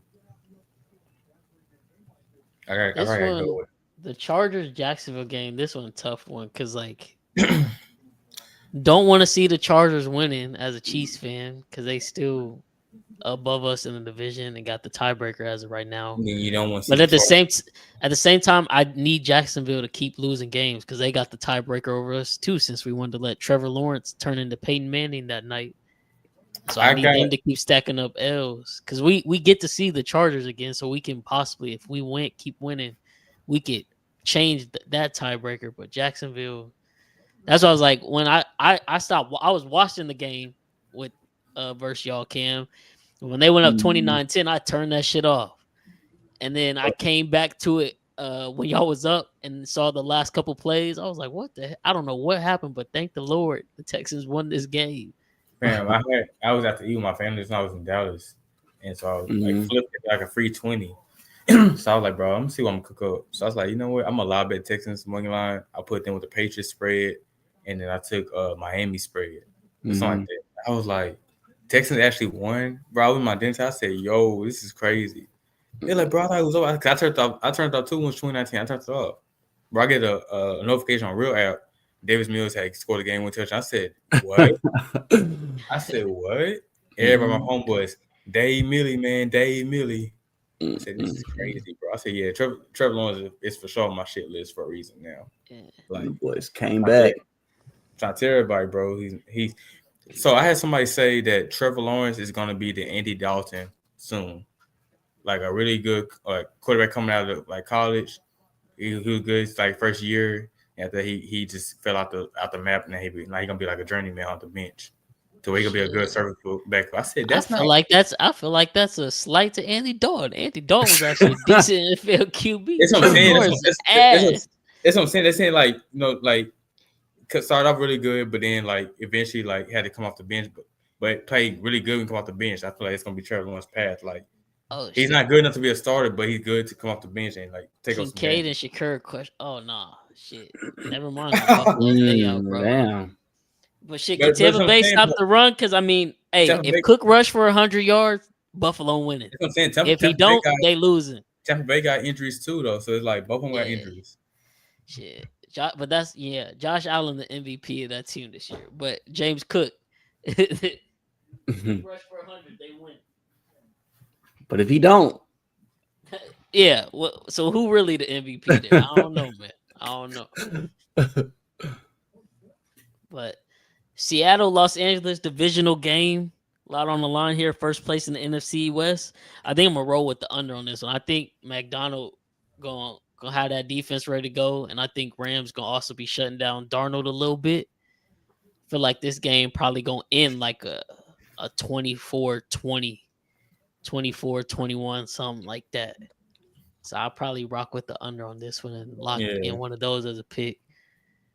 Plus, I think it's a lot of hype right now because Stafford, the MVP front runner, and everything. Because he's thrown 20 touchdowns, 0 interceptions since like the last like 6 games or something like that. Some crazy stat. Feel like that's gonna come back to earth a little bit this week because of all the hype. That's just how it be. Yeah, I'll definitely take the under on this one too. Like usually them divisional games just Be tough. it'd be under. Yeah, it'd be Yeah. unders. Shit, this one, y'all seen Lamar didn't practice today. I don't know what it was for exactly. I seen some tweet that said Lamar did not in all caps practice today. I'll probably take the under in this one too. They say he'll be fine though. He better be. Shit. I'll probably roll with the under on this one as well. Yeah, he's out with knee soreness. What the hell? It's just one of them years for Baltimore, I guess. That do scare me though, because they like the one team, like them and Lamar never on the same page with his injuries. Have y'all noticed that? Like Harbaugh will say one thing and the opposite always happens. Like, oh yeah, we should be getting Lamar back this week. Like he should be healthy, and then Lamar will come on and be like, yeah, actually I'm not healthy at all. Like, well, where are y'all getting this info from? Because Harbaugh don't actually be checking, bro. Like that's been reported plenty of times. He don't be checking. So it's crazy. And then shit, I don't like this. We 4-point favorites versus Denver on the road. God damn. That's a setup. I might just bet Denver +4 just to be in a win-win. If it don't cover, that means the Chiefs did good. If it covered, I won money, but the Chiefs lost. Goddamn. Mm-hmm. Yeah, I don't know, man. That's tough game too. Yeah. As good as they defense is, and as good as what our defense think our defense is, I might like I said, I think it will be low scoring, but over under 44.5 is kind of low. We coming off the bye, like I said, Surtain is out, so that's one of their major defensive pieces. And the Broncos' offense been so shitty, I know, but our defense is gonna make them look good, bro. I just know we will. Like our defense is not as good as people think it is. I could easily see this one being like a 24-21, and that shit's over just like that. What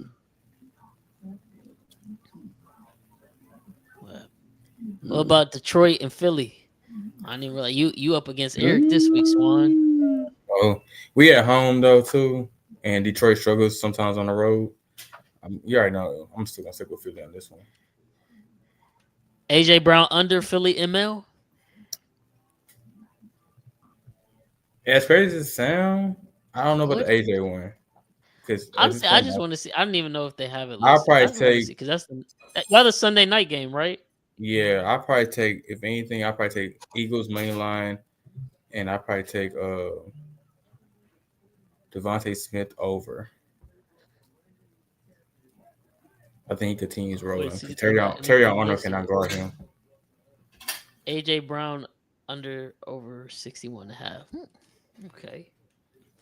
We got Devontae at 56.5. I'll take Devontae over. Terry Arnold cannot guard him. And what about Jameson Williams over 48.5?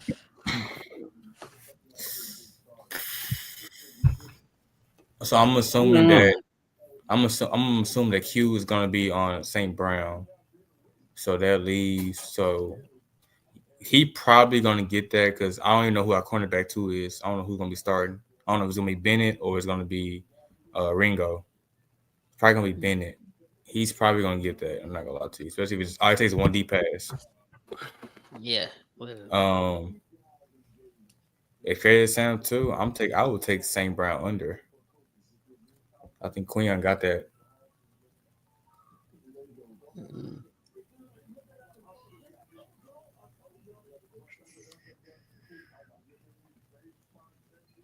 Y'all think you think if there is a way for the Eagles to lose, what would happen? What would need to happen for the Eagles to lose this game? Our O line give not holding on their own. Cause our O line been banged up all year, but they really like not holding their own against. Cause Yeah, I eight was just hundred. saying, is what's his name? So Is Jurgens Lane playing this week? This week, Lane's because I gonna know he got banged up and then he came back a little bit, but he was still, obviously no. still hurt. So Lane's gonna play. Jurgens not gonna play. That's gonna hurt us a little bit. Jurgens not gonna play. He ain't played a lot this season. So our O line's kind of enjoyed a lot of him looking themselves. Our O line is really banged up, but it helps Hurts because he plays under center now. Um, so I think for us to lose, honestly, it's gonna be really the turnovers. If we gain turnovers, but I mean Jalen been really good. Besides Monday with the fumble, he's been really good holding the ball. I think that's his first turnover in a while. So it really comes down to turnover. But now I mean, I guess the miscues on like the throws and stuff too. But I don't know if we really can help. No, because Jalen been really good as far as protecting the ball. I think throughout the season, I think he owns at 4 turnovers total, like 2 fumbles and 2 picks, something like that. So he's really been taking care of the ball. That's fair. That's fair. It's like And him then and Justin Herbert switch. last but not least, the Monday night game. Honestly, I'm gonna stay away from this one because, I'm not like, touching that. That game's so trash, bro. yeah, The only thing I probably take from that game is anytime touchdown George Pickens. mm, I think George Pickens get him one. yeah. Obviously, it's been an emotional last week and a half or so for Dallas Yeah. with the unfortunate death of their player. So, like, see them coming out playing inspired football, Dak balling out. But Vegas also looked better the last time when they didn't look better on Thursday night. But a couple weeks ago versus Jacksonville, they looked a bit better. And then last week was a dud. But they going to play hard. It's still a Pete Carroll coach team at the end of the day. And Dallas is still so weak on the defensive end. They probably could mess around, make Geno look semi decent. But shit, they got Quentin Williams now. This should be his first game, huh? Quentin Williams, Mhm. Logan Yeah. Wilson. Him and they got Logan Wilson wearing number 50. I mean 55, like Leighton Vander bro. Somebody said that's Leighton Vander reincarnated. Yeah. Hopefully, he don't be as Hurt. injured as Vander Esch. Right. Boy, please don't. Cause man, Maybe the over 50. I don't know. anytime Dallas plays somebody, bro, you gotta take the over, bro. Yeah. You just have to. Cause I mean they don't have a defense. Yeah. They're gonna score points no matter what. I don't think Shit. I think Dallas covered they total. I think every game this season except when we played them. I think that's the only time they didn't cover. Yeah. Gino's Shit. just so ass. It'll have to just be Genty though. Yeah. Shit. Dallas Yeah. better win this game though, because I mean, if they don't, I mean, I think Genty and Bowers the only one probably get it going. they season basically over. They'll be at 3-6 at that point. I mean, I think it's not obviously for certain, but I think it's pretty fair to say with a 99% confidence the Eagles gonna win that division with how the rest of the division looks right now. Nobody has a winning record. Yeah, Dallas loses this one. It's a wrap on their season too. Yeah, because I So say we're gonna try to finally break that curse, man. Been like a 20+ year curse. yeah. Because I would say because Washington they banged up, Giants banged up, and they lost their head coach.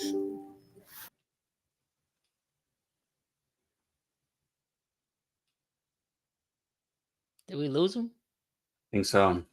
Okay, damn. I thought it was me for a second because everything froze on my end. I was like, damn, did I just drop the stream connection? Yeah, I think we lost him. Damn. He stopped talking mid talk. Maybe his laptop died or something, or phone died. Mm-hmm.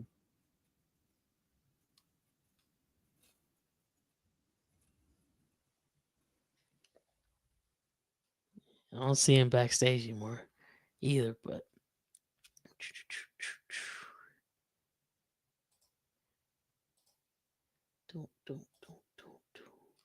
yeah, man. Oh yeah, it is what I thought. His laptop died. I'm dead. Let Swan get his laptop charged back up a bit, hop back on, and then Mm-hmm. We're gonna finish up this episode with a little LJ's ladder to wrap things up because this Lakers game is not a game whatsoever. That shit bad. It's real bad. Belt to ass action in full effect. Literally. Halftime, the score is 70-38. OKC. Chris sleeping that one early. Yeah, Chris. Yeah, you gonna get some sleep tonight. Don't worry about an Mhm. overtime game for this one, man. Oh, there you go. Look who all he tuned in to have. Yeah, Luka is dead. You gotta log in right now, Chris, and give us a share the screen with us so we can be in the arena with you. Nah, facts, bro. I want to be right there on. I want to be holding your pocket, bro.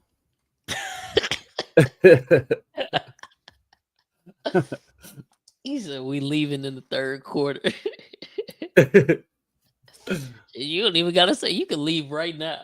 Nah, facts. You already know the outcome will be. Go get some good rest.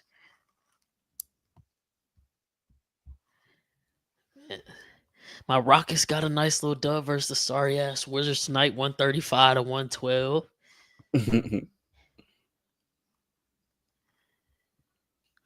Looking good though. Looking good. Oh, there we go. There we go. We got Swan back now. Yeah, man, my laptop died. I was like, sheesh. But nah, I don't, it's gonna be interesting, bro. I don't know. It's gonna be really interesting. Yeah, man. Look, we finna do LJ's ladder. We can wrap this thing up and get up out of here since this game ain't a game at all. Chris, I don't know if you just saw about Chris is in the comments. Said they leave it in the third quarter. 70-38 at half. So hey, it's a bloodbath down there. OKC right now. Gonna move to 12-1. It don't look like anybody is close in the league right now. It's scary hours. We might have a repeat champion for the first time in 7 years in the NBA, man. But gentlemen, if you could mute your mics real quick while we play this intro, let's get into this LJ's ladder headed into week 11. It's been a minute for sure. Now that we all settled in, was able to host, meeting with leadership at the new crib last night. Get a ladder out for y'all, man. So we're gonna see what we got cooking for y'all, man.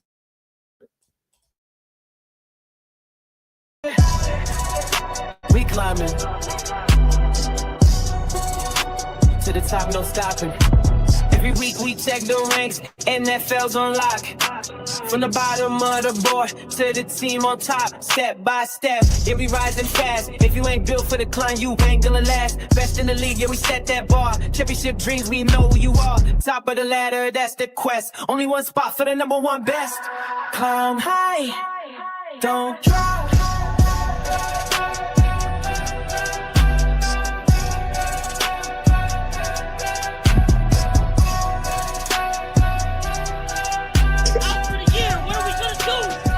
Special for 130. LJ's ladder.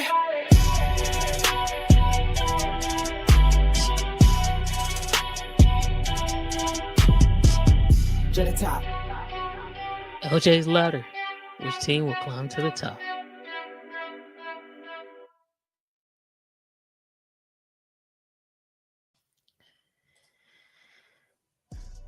All right, y'all. So LJ's ladder headed in the week 11. Hey, y'all, any comments, any concerns with what leadership has done headed into this week? Let's get it started, man. The eliminated tier. So we got a few new additions: Washington, Atlanta, Arizona. Welcome to the eliminated tier. Yeah, the season's over, y'all. Start the mock drafts now. Washington, obviously a terrible year after making it to the NFC Championship last year. Sophomore slump, a little bit, but also injury bugs. Never really tackled the defensive issues. Y'all just signed the oldest people in the league and thought that was going to work. Isn't going to work. Atlanta, like we talked about earlier in the episode. Raheem Moore, do you know that you have Bijan Robinson on your football team? You know that, right? A top 3 back in the league, and you won't use him because Algier is a superstar. Man, you use your back, man. So they're in the eliminated tier in Arizona, man. It just sucks. They've lost all their games by a combined 10 points leading up to last week, and then they get smoked out the water by Seattle. And it's a wrap for them. Kyler probably done. Last time we seen him in the Arizona Cardinals uniform, Jacoby Brissett not going to lead you nowhere. So welcome to the eliminated tier. All these teams are eliminated for the 2025-26 NFL season.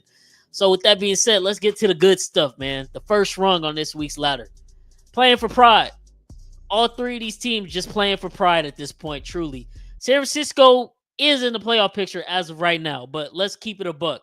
With all the injuries on that team, we know they're not going to be able to make any real noise come playoff time in the NFC. It's a loaded NFC, so they just playing for pride.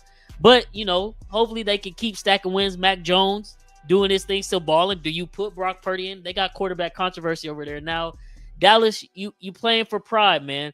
Jerry, you made the big trade. This is what you traded Microwave for, to revamp the defense, do this and that.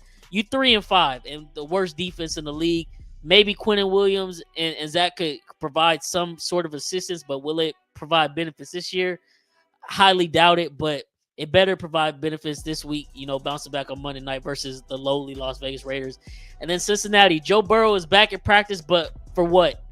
Joe Flacco just put up 42 points and they still lost. It looks like the same exact stuff as last year. If the defense ain't going to stop a nosebleed, then it's not going to matter, man. It's not going to matter at all. So it truly won't help if Joe Burrow is back or not when it's the same product out there on the field. So all three of these teams are just playing for pride, man. Next up, second rung, man. Headed into week 11. Mathematically, yeah. Realistically, nah. Mathematically, these teams are in the playoff picture. They're still very much alive. Realistically, none of these teams making the playoffs this year. Bryce Young and the Panthers can't be consistent, even though they've shown flashes. Jacksonville, Trevor Lawrence, we know. Swan dive, we hate Trevor Lawrence on this podcast. Y'all know what it is. In Minnesota, 9, JJ, whoever the fuck it is, they can't throw the ball to Jay Jettas, and it's frustrating him. You can see it on his face and his demeanor now. Minnesota is not good. Maybe they shouldn't have got rid of Sam Darnold. Who knows? But McCarthy in his first true year, it just is what it is. They're not going nowhere. So while these teams are mathematically still alive, we know they're not making the playoffs more than likely. Moving on to the next rung, third rung. Window is open. All these teams, it looked very bleak to start the year. Not to start any of them won it. Baltimore 1-5. Everybody was hurt. Now you got Lamar back. You've won 2 in a row. Got a divisional game this week versus Cleveland. They usually give you problems. It's divisional game. Great defense. Myles Garrett, all that. You got to win this game because Pittsburgh is falling. Since he ain't there, the window is open for y'all to sneak back in and steal the AFC North, potentially make the playoffs. Chicago, team below you, Minnesota. They're not there with McCarthy. Packers, they're falling off. They're not as good as we thought they are. The window is open, Chicago. You beat up on all the pumpkin teams. So, how much credit you truly get, we don't know. But you're 6-3. The window is wide open for you to make a run at it, make the playoffs in the NFC. Caleb Williams look much better. Looks like he's getting accustomed to Ben Johnson offense. They're rolling. Texans, the window is open. If y'all would have lost this week, season was over. It just is what it is. But Money Mills to save the day, 19-point comeback. Season is very much alive now. 4-5. Y'all can potentially sneak in as one of those wild card teams. You could now hold the tiebreaker over Jacksonville. So the window is wide open for these three teams, despite the bad start for all three of them to start the year. Next run, moral victories. I mean, for Pittsburgh, it's like we say, Mike Tomlin winning record, the shriek, this and that. But at the end of the day, are they going to make any noise in the playoffs? Hell no. So why do we keep doing this? Just start over, bro. Just start over. Tampa Bay, it's a great story. Baker, the underdog, the walk-on, the number 1 pick, abandoned by Cleveland, thrown to the Wolves in Carolina, the comeback in Tampa Bay.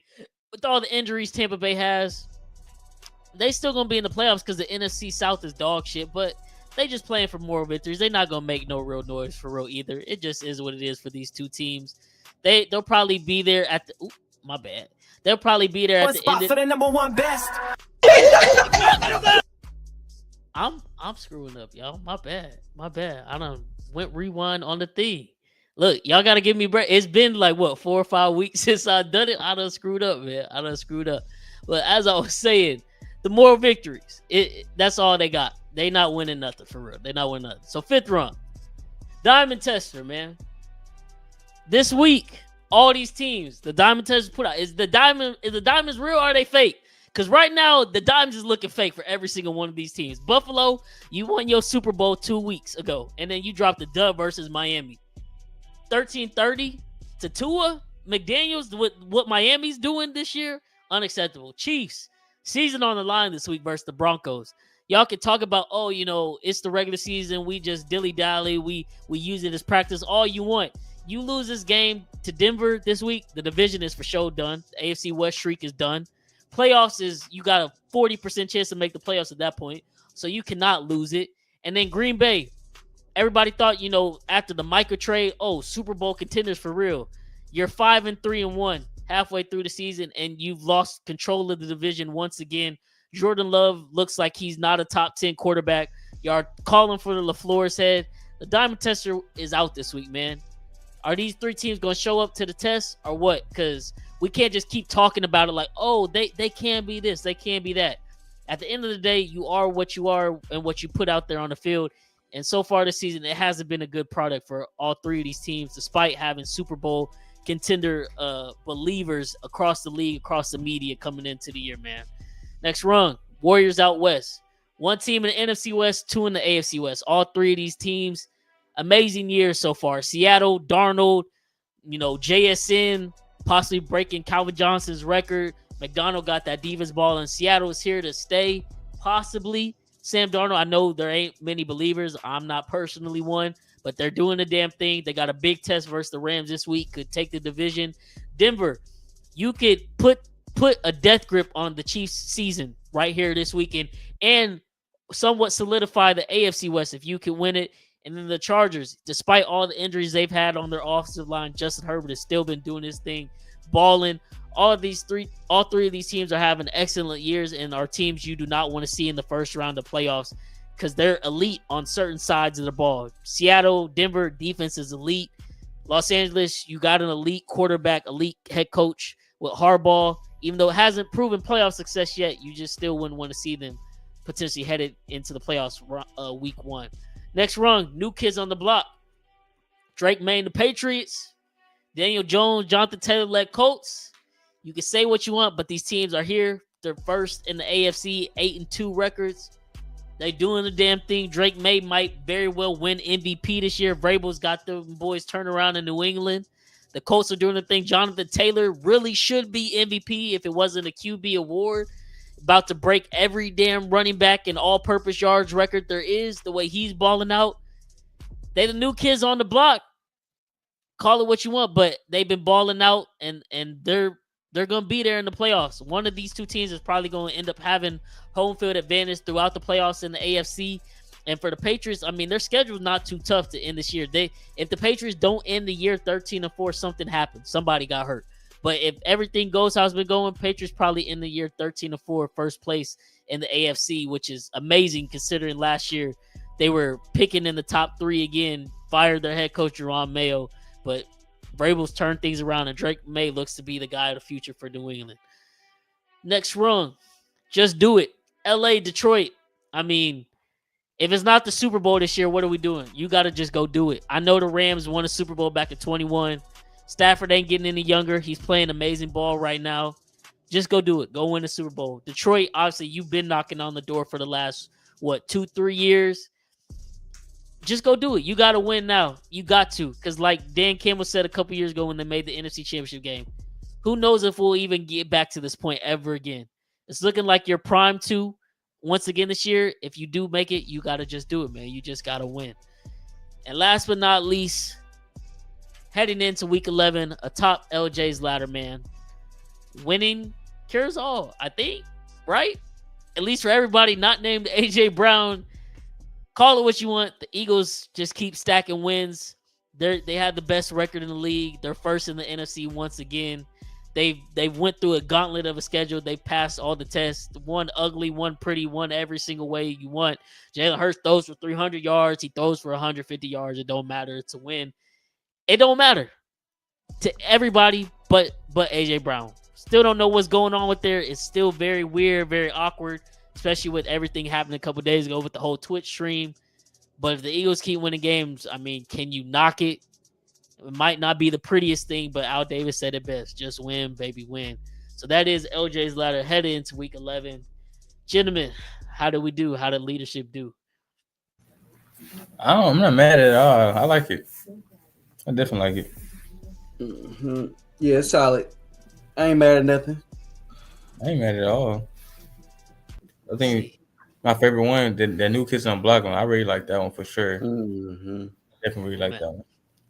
Hey man, Vrabel. You know they trying to pay Daniel Jones. Yeah, that would be the worst thing to They say he getting 100 million. if you wanna set the franchise back another 2 to 3 years, go ahead. But I would not pay those no type of money, bro. No, I would not be doing that. Man, that shit crazy. You've already seen it these last couple. They won last week, but you seen the last. Was he's got 7 turnovers, I think, in the last 2 games, if I'm not mistaken.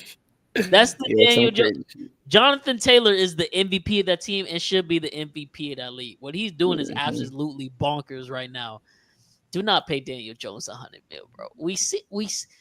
You literally got the blueprint. You seen what happened to New York. They had an amazing year. Saquon was balling. And what did they do? Oh, we should pay Daniel Jones. And you see, don't do that, Indianapolis. Ursay, you be up and down the sidelines with that clipboard watch. Don't do that. Don't do that. Your daddy gonna be turning in his grave if you do that. Do not pay Daniel Jones, bro. Daniel Jones, man. He's had a phenomenal season by his standards. But no, he's not worth $100 million. That cannot happen. So, yeah, man, we appreciate y'all for tuning in. That was LJ's ladder heading to week 11. Y'all heard some of the possible bets we're locking in this week earlier. We was watching this OKC Lakers game, but we gonna all call it a night early because it's not a game at all. It's 45-76. 7 minutes on the third shit. Lakers might not even score 80 points tonight. That's how bad it is right now, man. Damn shame. Shay and OKC putting belt to ass, but we appreciate y'all listening all the way through. If you did, man, the boys are back. We've been off and on the last couple weeks or so. Apologies, your boy moved into a new house, got a lot of things going on, but we settled into the crib, got the man cave going. You know, I'll have to do a little tour video when I get the man cave fully set up so everybody can see. But you know, it's nice here. You know, I got the 3 TVs going on right now. Got all the games. Got the Thunder Lakers on the big screen watching this ass whooper right now, man. But it's been good. Now we all settled in. The podcast back in action. We finna get back to winning ways. So yeah, go follow us on Twitter. We're gonna be locking in the picks. We're gonna get back to it this week. We're gonna finish out this NFL season strong as we are now in the back half of the season. And it's crazy, bro. We really headed into week 11. It's crazy. Slow down, bro. Y'all just came back. I don't want to see NFL football off my TV screen, man. Like I said, man, we appreciate y'all listening. If y'all listen all the way through, it's your favorite kids from the neighborhood. Signing off. Bryce, Dog Cam, Swan. Back with another one. We'll see y'all next Wednesday. We out, man. Peace. I need it.